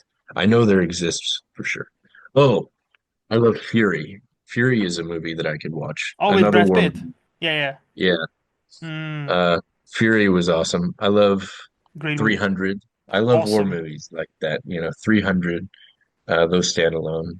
That's also a Um great movie. 300. Yeah, Zack Snyder. We've mentioned him yeah, before. Yep. I met one of the producers from 300. He came and spoke to a class that I was taking Okay. there for a long time. Kingdom of Heaven, was that in that time period? Yeah. Yes, it was. All those war movies, they were so good back then. They did Mm-hmm. such a great job on those. Alexander the Great Mm-hmm. movie, Oliver was Stone. it? Yeah. Yeah. Yeah, 2004. Yeah. that counts.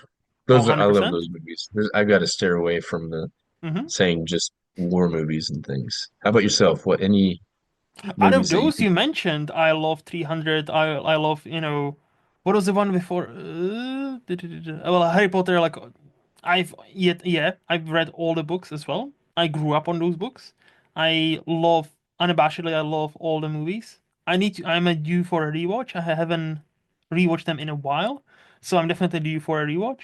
No, but the Harry Potter that's my, yeah. I'm that generation grew up reading those books. So Nice. you know, the target audience right here. And yeah, like 300. I remember at one time it was like my number two favorite movie of all time, and it still holds a special place in my heart, I'll say. So like, and Gerard Butler, like that's the introduction, like the world's introduction to Gerard Butler, really, where he became megastar. So yeah, no, like 300 is awesome. I still think to this day probably Zack Snyder's best movie. Debatable. Like maybe Dawn of the Dead also is great, like his first movie. I'm not quite sure the path he's on right now with the stuff he's been making lately. I'll be Oh, honest. The Watchmen. I love The Watchmen. The Watchmen is great, yeah. So good. Well, that's that was one of my top five Watchmen is also favorite great. films. Yeah. I Yeah, watched that in a cinema, so like I still remember that watching in 2009 in a cinema. That was awesome.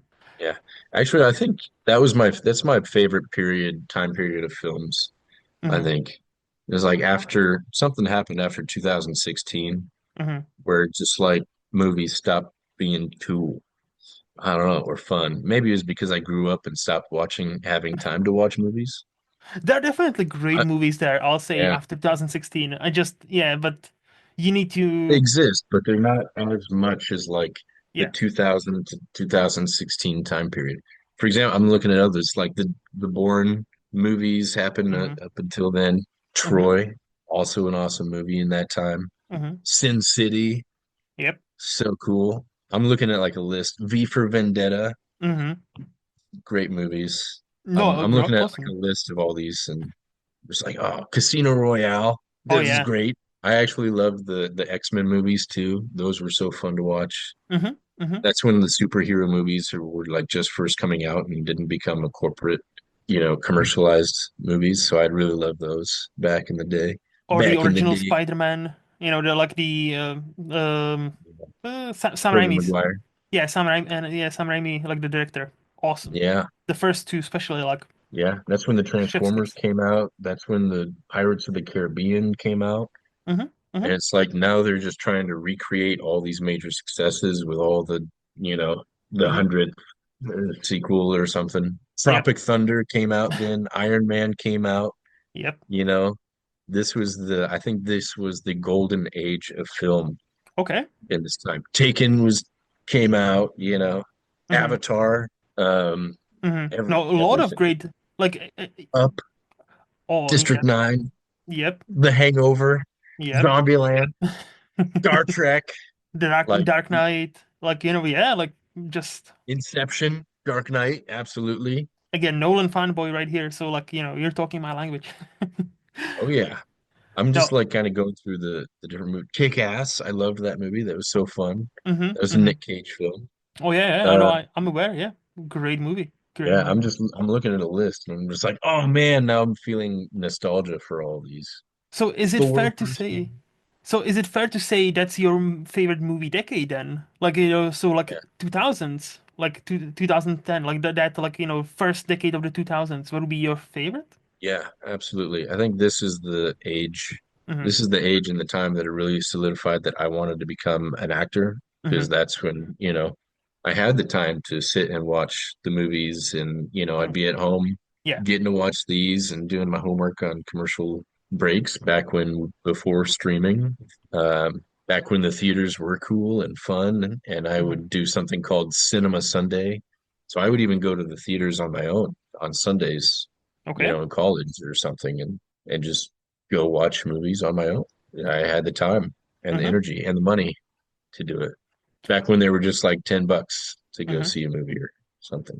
I will say I know there's still some sort of stigma about this, but I'm loud and proud about this. I love going to the cinema on my own. Like sure, I'll go with a friend or with my girlfriend. Sure. Mhm. But if nobody has time, if I have like an special day off, I don't mind going to to cinemas on my own and watching like two or three movies in a row. Like just time it so like one movie finishes and another one starts in like 20 minutes. So I'm like, yeah, perfect. Great day. Like, Yeah, I used to do that all the time, like every week.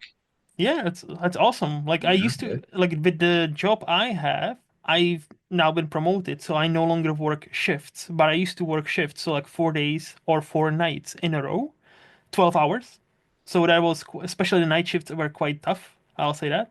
But you would get, or I would get, I would get 4 days off after, and those 4 days off were great. Like you can go on Tuesday, where nobody else is in a cinema, so you would go by yourself. Or you effectively see a bunch of movies almost by yourself. There would be like maybe five other people, so they wouldn't be bothering you. That was so awesome. Sorry, speaking of people bothering me, I've got a little neighbor kid who's coming around. I'm gonna hide from him a little bit. He I'm wants like, to come and play. He's gonna knock on my door here soon and be like, "Can you come and play football?" Be like, "No, go hang out with your own kids your own age." Well, there's the knock. I just heard it. all right. I'm gonna, I'm gonna hide right now before he starts peeking in the windows. It's the tough part about living in Iowa. Back in Iowa now, you have neighbors who actually like you and want to hang out with you. Yep. Don't get me wrong. I love the kid. The kid. We have a whole. So I grew up in this neighborhood where I lived. More tangents. Sorry. That's fine. I grew up in this neighborhood. I just moved back to Iowa Hmm. in a house that's right around the corner from my parents. My brothers live in one. So we know every neighbor, everybody, people I grew up with or people who moved in become friends and stuff. And Hmm. so this is one of the kids that we play with all the time. He's lives across the street. So and I've got the neighborhood football. So Ah, so football is in American football. yeah, American football, yes. Not So soccer, not soccer, American football. yeah, Yes. Yeah, yeah. it's I got funny because soccer is actually comes from England. it. Hmm. The term comes from England. So it was Yes. originally from UK, but then now Americans get crap for using soccer instead of Mm. football makes sense because you're kicking it, but Literally and with your then foot. You football, yeah, you yeah, kick the ball with your foot. yeah. It American football doesn't make sense, but hey, it is what it is. it is what it is. Correct. It is. So yeah. No, it must So be nice to be the, neighborhood's popular guy. Like, nice. I'm the second most popular guy. Second. Who's the first? A guy, his name is Colton. He's got a really big beard. He looks like a Viking. Okay. Yeah, he's a very handy man. He's cool. He helped us move in. He helped me install like a water heater, and he helps me with projects. He's just like, all right, neighbor, we're gonna do some cool stuff today. Nice. He's funny. He's a funny guy, but he's always playing with the kids after he gets home from work, and he's got 5 dogs. So Wow. yeah, he's crazy. Big dogs and little dogs. So he's the popular guy because I see. he has more time to be here with everybody. Makes Uh sense. Makes sense. yeah. But yeah, back to the movies. I was just looking more at the list. You know, this is also the time when John Wick came out, you know, that crazy series. Yeah, 2014. Yeah, yep, yep. Yeah. Keanu, like What that else? was like Keanu renaissance really because he's been Yeah. I don't want to say struggling, but like he's had a streak of movies where people watch them and like, yeah, it's fine. Yeah, it's fine. And then like after Matrix and that basically gave him a new kick in his career and it's great. Like all those Yeah. movies are just especially the last one like redefines action in quite a few different ways how it's shot. I love that like shot where you almost like it reminds you of like 80s game where the camera is on the ceiling and you just see it as everybody's walking and it's one continuous shot. And I find those kind of scenes very enticing and obviously that must have taken a lot of days to get it done properly. So I admire that. You like those tracking shots? I too like tracking shots as Oh well. yeah, like if they make sense within the movie and like in John Wick for all the glorious action that movie has, it's a beautifully shot movie as well, which many people in modern day Hollywood still don't know how to shoot act. Well, it's not like they don't know. I They need to agree. do the best what they are given, especially like, obviously because most actors will not do fight sequences. They need to cut around. Hey, there's a stuntman, but you cannot, as an audience member, you cannot tell this is a stuntman. This is not this major action, major star we paid $10 million. You know, Yeah. so I I agree understand. with that. And that's something I want to bring back to Hmm. movies. And I try to communicate that with directors and producers that I work with. Hmm. But I'm also working with budgets. But at the same time, it's like that, so one thing that I really loved in old school Netflix is they would have a great selection of international films. And I Yep. really loved like Southeastern Asian uh, kung fu films or karate Hmm. films that were modern day. I Hmm. thought their narrative and storytelling was awesome, was really great. I didn't know what they were saying, except through the subtitles, Of course. but they would choreograph the fight scenes so well that would tie into the movies amazingly. Another great movie, Ip Man. Oh It yeah. was a favorite of mine, for example. And this is, and I think that sprung off of the genre of action films, of fighting films over there Hmm. that we never truly adopted here. Maybe John Wick could be relative to that and that style. Because who was okay, the director was Chad Stahelski, but, Chesovsky, yeah. He used to be stunt but coordinator, if I'm not mistaken. He used to work yeah, with Keanu on Matrix movies, if I'm not mistaken. I didn't know that. Yeah. But yeah, I was going to say, I know the stunt coordinator on here, or stunt coordinators on here were awesome. I don't remember who it was, but they worked hard on it, like you were talking about, Hmm. Hmm. and made it because of that, and because it was so beautifully shot and choreographed. It was awesome, and Oh and yeah. they put effort and time into it, and that's something I would love to see more in cinema, the action cinemas as well. Speaking of like South Asian like martial arts movies, have you seen the Raid movies?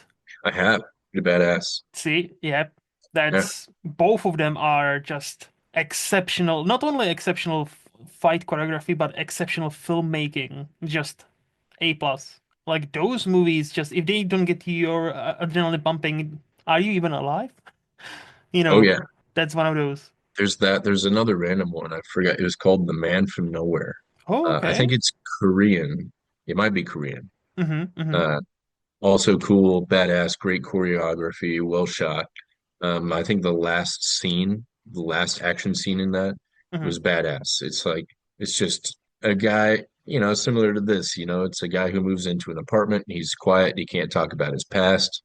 Hmm. But there's a apartment next to them with a cute little girl and her troubled mom, and the Hmm. mom gets into trouble, and then the cute little girl comes to bother the guy all the time, and he's like, "Get out of here, go away. I'm not friends with anybody, nothing, stand off." Yeah. But eventually, she like gets kidnapped or something by these really bad people, and this little girl was the only piece of human touch, like or kindness that he'd seen in probably a decade, something Hmm. like that. And then so he's like, all right, well, I'm gonna turn my back on all these bad underworld people because they're kidnapping kids Hmm. and doing bad things.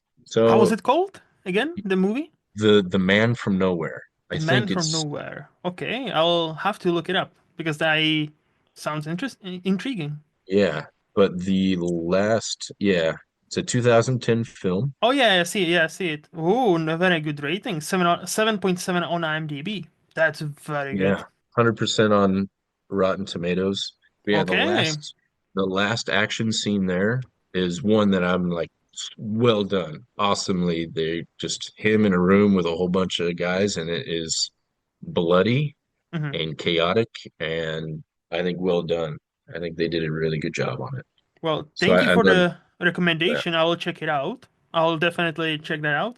I will recommend you one if you like the raid movies on a Netflix. I hope it's on in America as well. There's a movie called The Night Comes for Us. If you have not, if you watched that or have not heard about that, The Night Comes for Us, a yes. 2018 film. It also has Iko Uwais from the raid movies, but it has nothing to do with the raid, except for it's a greatly choreographed, beautifully shot martial arts movie. It might not have as much more of a narrative, but there are certain scenes I've never seen done in my life. Like the way they break some body parts, I'm like, that's not supposed to be done like that. That just feels painful. Like you feel in pain for those people.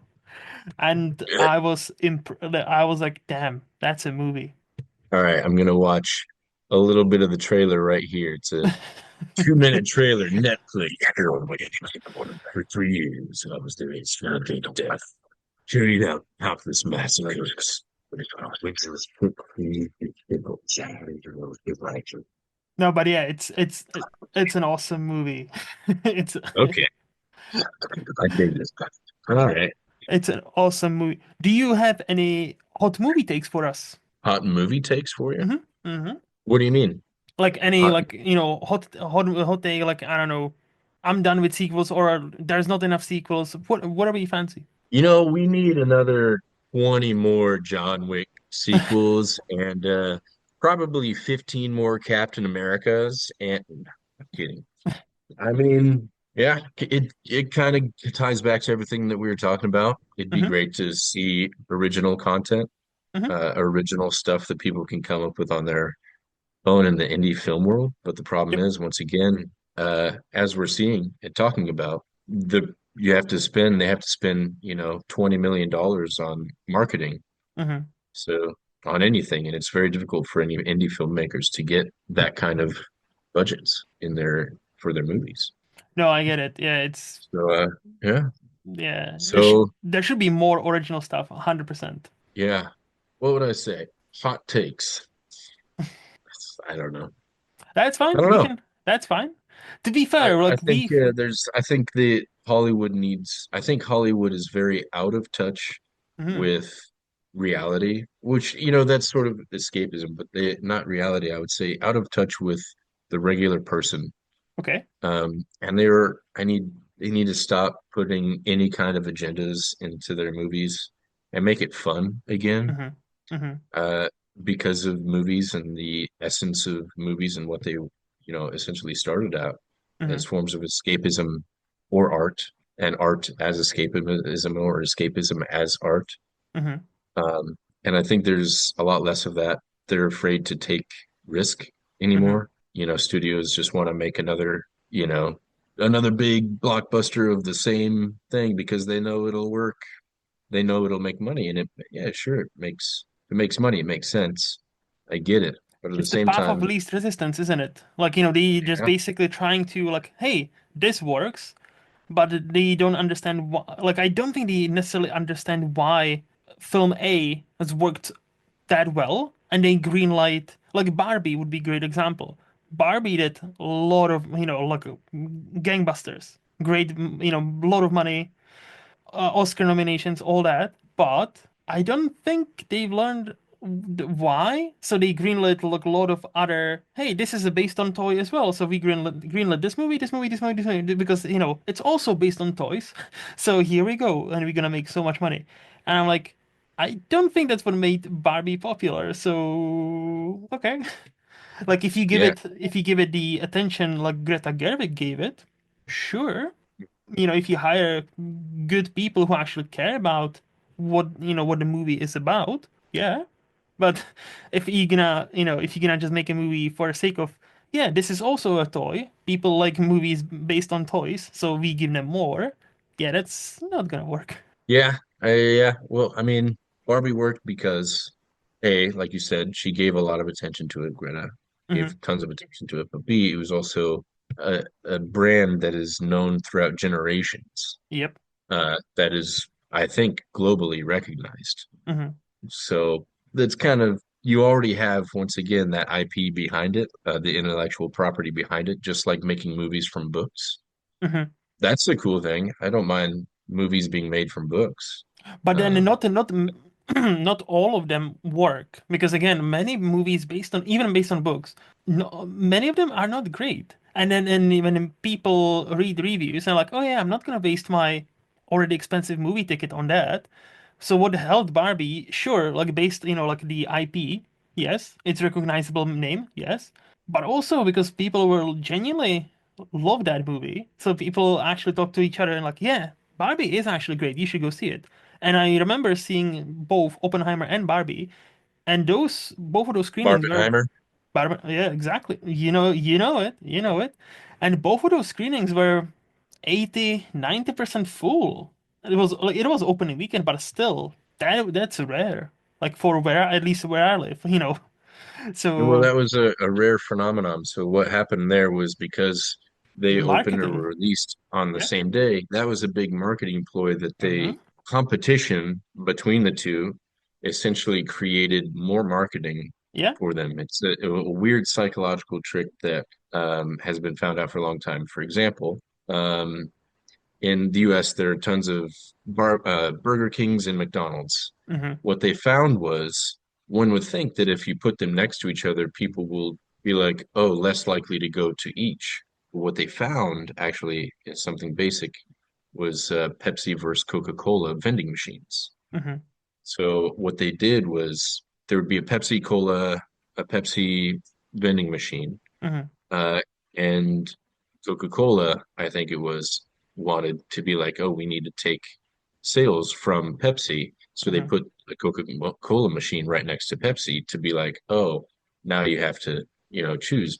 And what one would think would be that it would split the amount of purchases, that there Hmm. would be less purchases for both. But what happened was there actually was more purchases for both of them because that competition created more activation in the mind, just like Burger King versus McDonald's. Hmm. So here, a lot of places you'll see McDonald's and then you'll see Burger King, Yep, next to and each people other. are created with the choice, but the best choice is to not go for either of Yeah. them because they're unhealthy. But and it's the same thing with this marketing for these films. Hmm. They created Barbenheimer, two opposite films that are not related to each other by any means. Hmm. But because they're like, oh, you kind of have to choose between both. It created a huge phenomenon in marketing for both of these films, and that Hmm. allowed for a huge box office weekend But for all of everybody involved. yeah, yeah. But It's I will great. also say, as a person Yeah. who remembers that, because it was only 2 years ago, Hmm. there was sure they both of the movies spent shit ton of money on marketing. I don't even want to guess how much. But the internet, there was one of those magical moments where somehow that took, and people started to make memes about this movie and seeing that movie and seeing both of those movies. on the opening Mhm. weekend. And that was, and I think they are, you will see in next couple of years, the studios trying to recreate that magic that Mhm. to a large extent happened naturally. And I think that goes to your point, Did what it? you made Did it? before. You Did it know, happen naturally? well, again, look, again, like Did it? part of it, part of it was because like no matter how much money you spend, right? There are big blockbusters that failed. Like look at John, what was it? John, what was the movie? John something from Mars in 2012. There was a big Disney big like spent 250 million. It was promoted everywhere. And to this moment, to this day, it's one of the biggest blockbuster fails of all time. What was the name of the movie? John something from Mars. I'm gonna be mad. Oh, John Carter. Yes, John Carter. Oh. And that was one of the biggest, like in Hollywood, like history of Hollywood is littered with, hey, we spent 200 million, we promoted this movie, and nobody's going to see it. Like last year was the prime example of that. Like Indiana Jones flopped, and that's a big IP, people love it, but the movie was okay at best, so people didn't go to see it. Flash, hyped as one of the best comic book movies, but the movie wasn't great, so people didn't go see it. So I think that's, like, and they spend tons of money on promotions. Even here, I've seen it everywhere. But a Barbenheimer, they struck something so not pure. The marketing helped create what people actually went with and actually didn't mind memeing on because nowadays that's the culture. Young people meme about stuff, for Hmm. better or worse. And that now they will try to recreate that, but again, it's the same like cult movies, and to an extent, to your point, this has to kind of happen naturally, and at the end of the day, the audience will decide whether something is a cult movie or whether something is worth the hype, not the studios. Studios can spend 500 million, but if the movie is not great, you will not sell out any seats. Like if you can spend no matter that's I genuinely believe that you can spend all your money, but if the movie you deliver gets not great reviews, especially from the audience, I'm not talking critics, I'm talking audiences, those theaters will be empty. And we have seen that times and times again, no matter if it's 80s, 90s, now. Yeah. Sure. But the difference between those is Barbie and Oppenheimer were good movies. The Yeah, that's other what I'm saying. movies were not. No, no, that's what I'm And so saying. it's like, yeah, they all spent tons of money on marketing. They still got people into the seats, but yeah, eventually there also a lot of those movies were fairly out of touch as And, well, which is something, back to what I was saying is very common in Hollywood. yep. Other these films, when you talk about these organic Mhm. growth and meaning and things like that, is it really organic? Again, sure, like like It seems that way, but I know some secrets. I There look, are secrets that I am exist. aware. I am aware that nowadays there are companies that on Reddit and certain other forums have paid members that are trying to push these things. I am aware of those. But Yeah.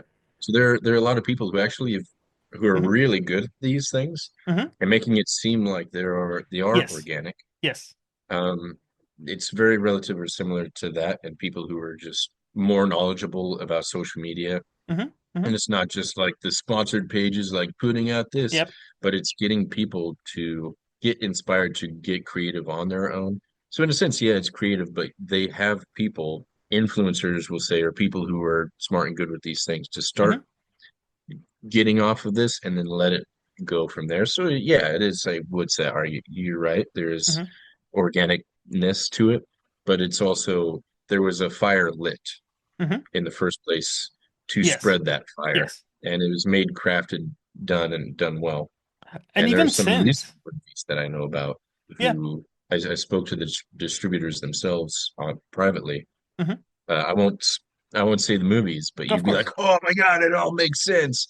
But what they did was they just had personal friends mhm, or people that they knew who were exceptionally good with uh, social media, mhm, particularly like social media influencers, and they paid these people a few grand, maybe several $1,000s each, something like that, to help start hashtags and start some of these memes and just get them going, and then got people to get good with that and follow the leader, so to Hmm. say, when it comes to those influencers on particular movies. Hmm. And the same thing with music. I know Yep. people who Yep. do that No, as a good way of 100%. marketing.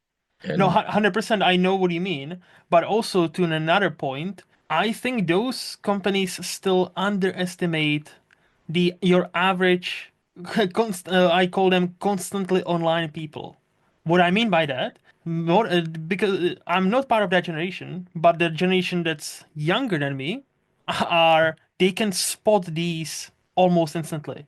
Because like like yeah, I see a funny meme, let's say movie related, non-movie related, I'm like, yeah, haha. And I read the comments, and it's already somebody linked this profile that this is a bot because they have no history and they have they opened the account only a couple of months ago, so that's a fishy. So it's probably a promotion for this product. So young people are yeah, quite good at hey, this is actually not one of us. This is probably a company person. Or like when I've also noticed how certain celebrities, when they have movies coming out, some forums on Reddit do tend to post more pictures of theirs, like women celebrities, for example, or like funny clips from this movie they've done, like several, how it just so happens. And again, I know, like yeah, like as a person who I don't think is constantly online, but is has grown in the age of internet, so I am aware of these forces. I am always very skeptical about everything I see online because like I always like, okay, is this video, is this meme, is this picture pushing me something? Is this trying to sell me something? Is it trying to tell me something? Or is it just a funny thing?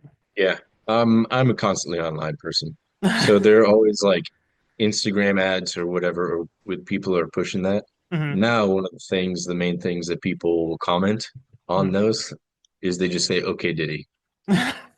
They're like, "Okay, Diddy," and you'll just see like lists, like tons and tons of comments of people just saying, "Okay, Diddy," or Hmm. "Okay, Diddy," followed by like something relative to the post Hmm. going on. It's like, okay, say, I don't know, they're trying to sell you this or that, or push Yeah. some sort of Yeah. propaganda or marketing, and Yeah. like, sure, Diddy, whatever. But And again, like it's comedy now. It's funny because it it's is. like, yeah, these people are catching on to what's going on, and It the old is. ways don't work.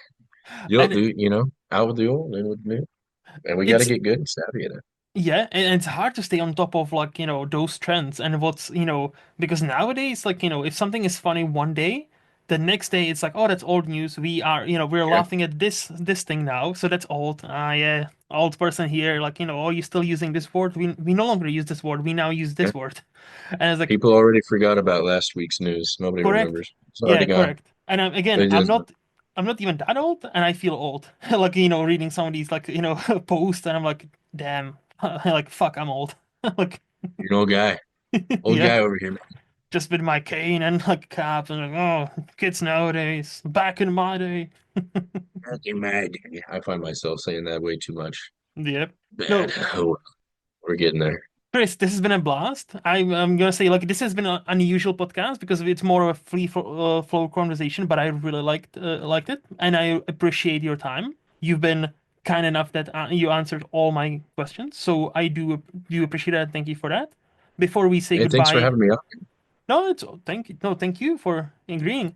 Before we say goodbye, do you have a question or two for me? Oh, I'll think of them once we get off. I'll Sure. be like, oh, I think if you ask a whole bunch of questions. Okay, how about this? Hmm. Pilsner or Scotch Ah, whiskey? Which are you gonna represent out of your homelands? I You've will been in Scotland say. for 14. Yeah, yeah, yeah. I will say if I'm in Czech Republic, definitely like Pilsner or like a beer on tap. If I'm Mm, here, most of the time I live here.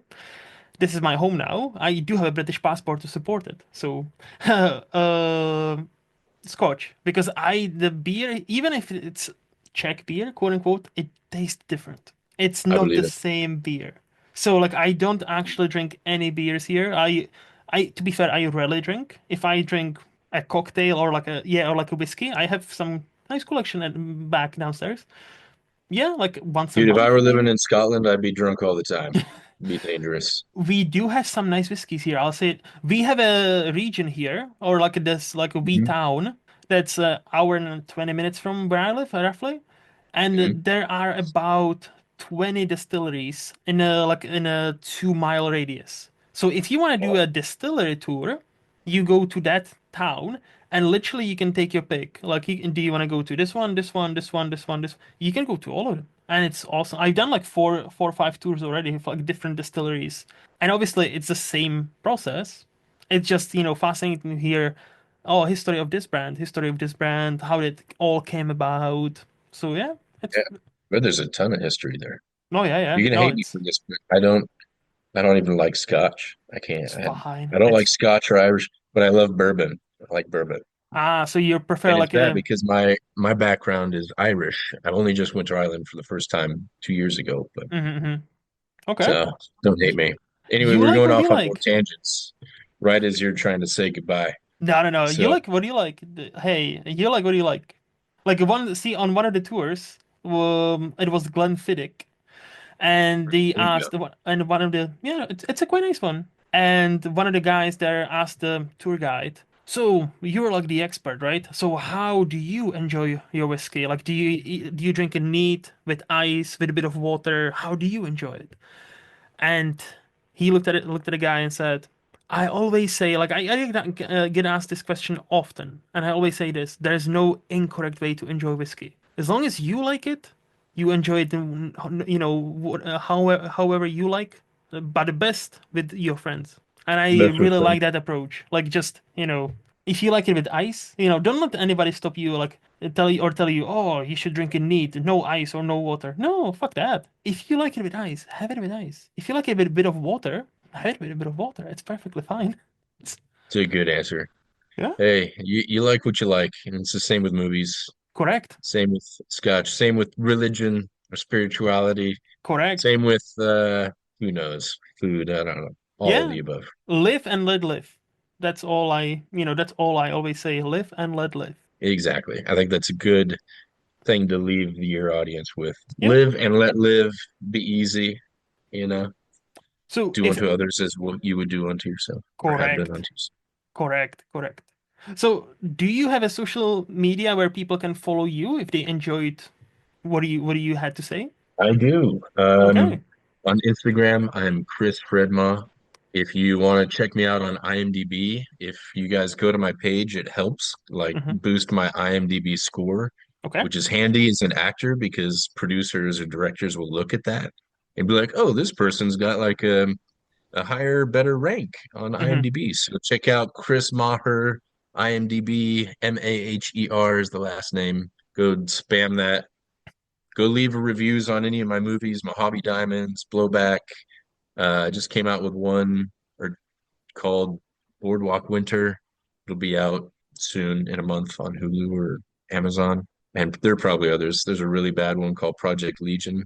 Go leave, go watch them and then leave like the most scathing reviews ever, I was gonna say, what do you mean please. bad one? If it has you in it, it cannot be bad, all right? Like, we need Oh to my sell gosh, this Sean, stuff. We need to sell this stuff, Chris.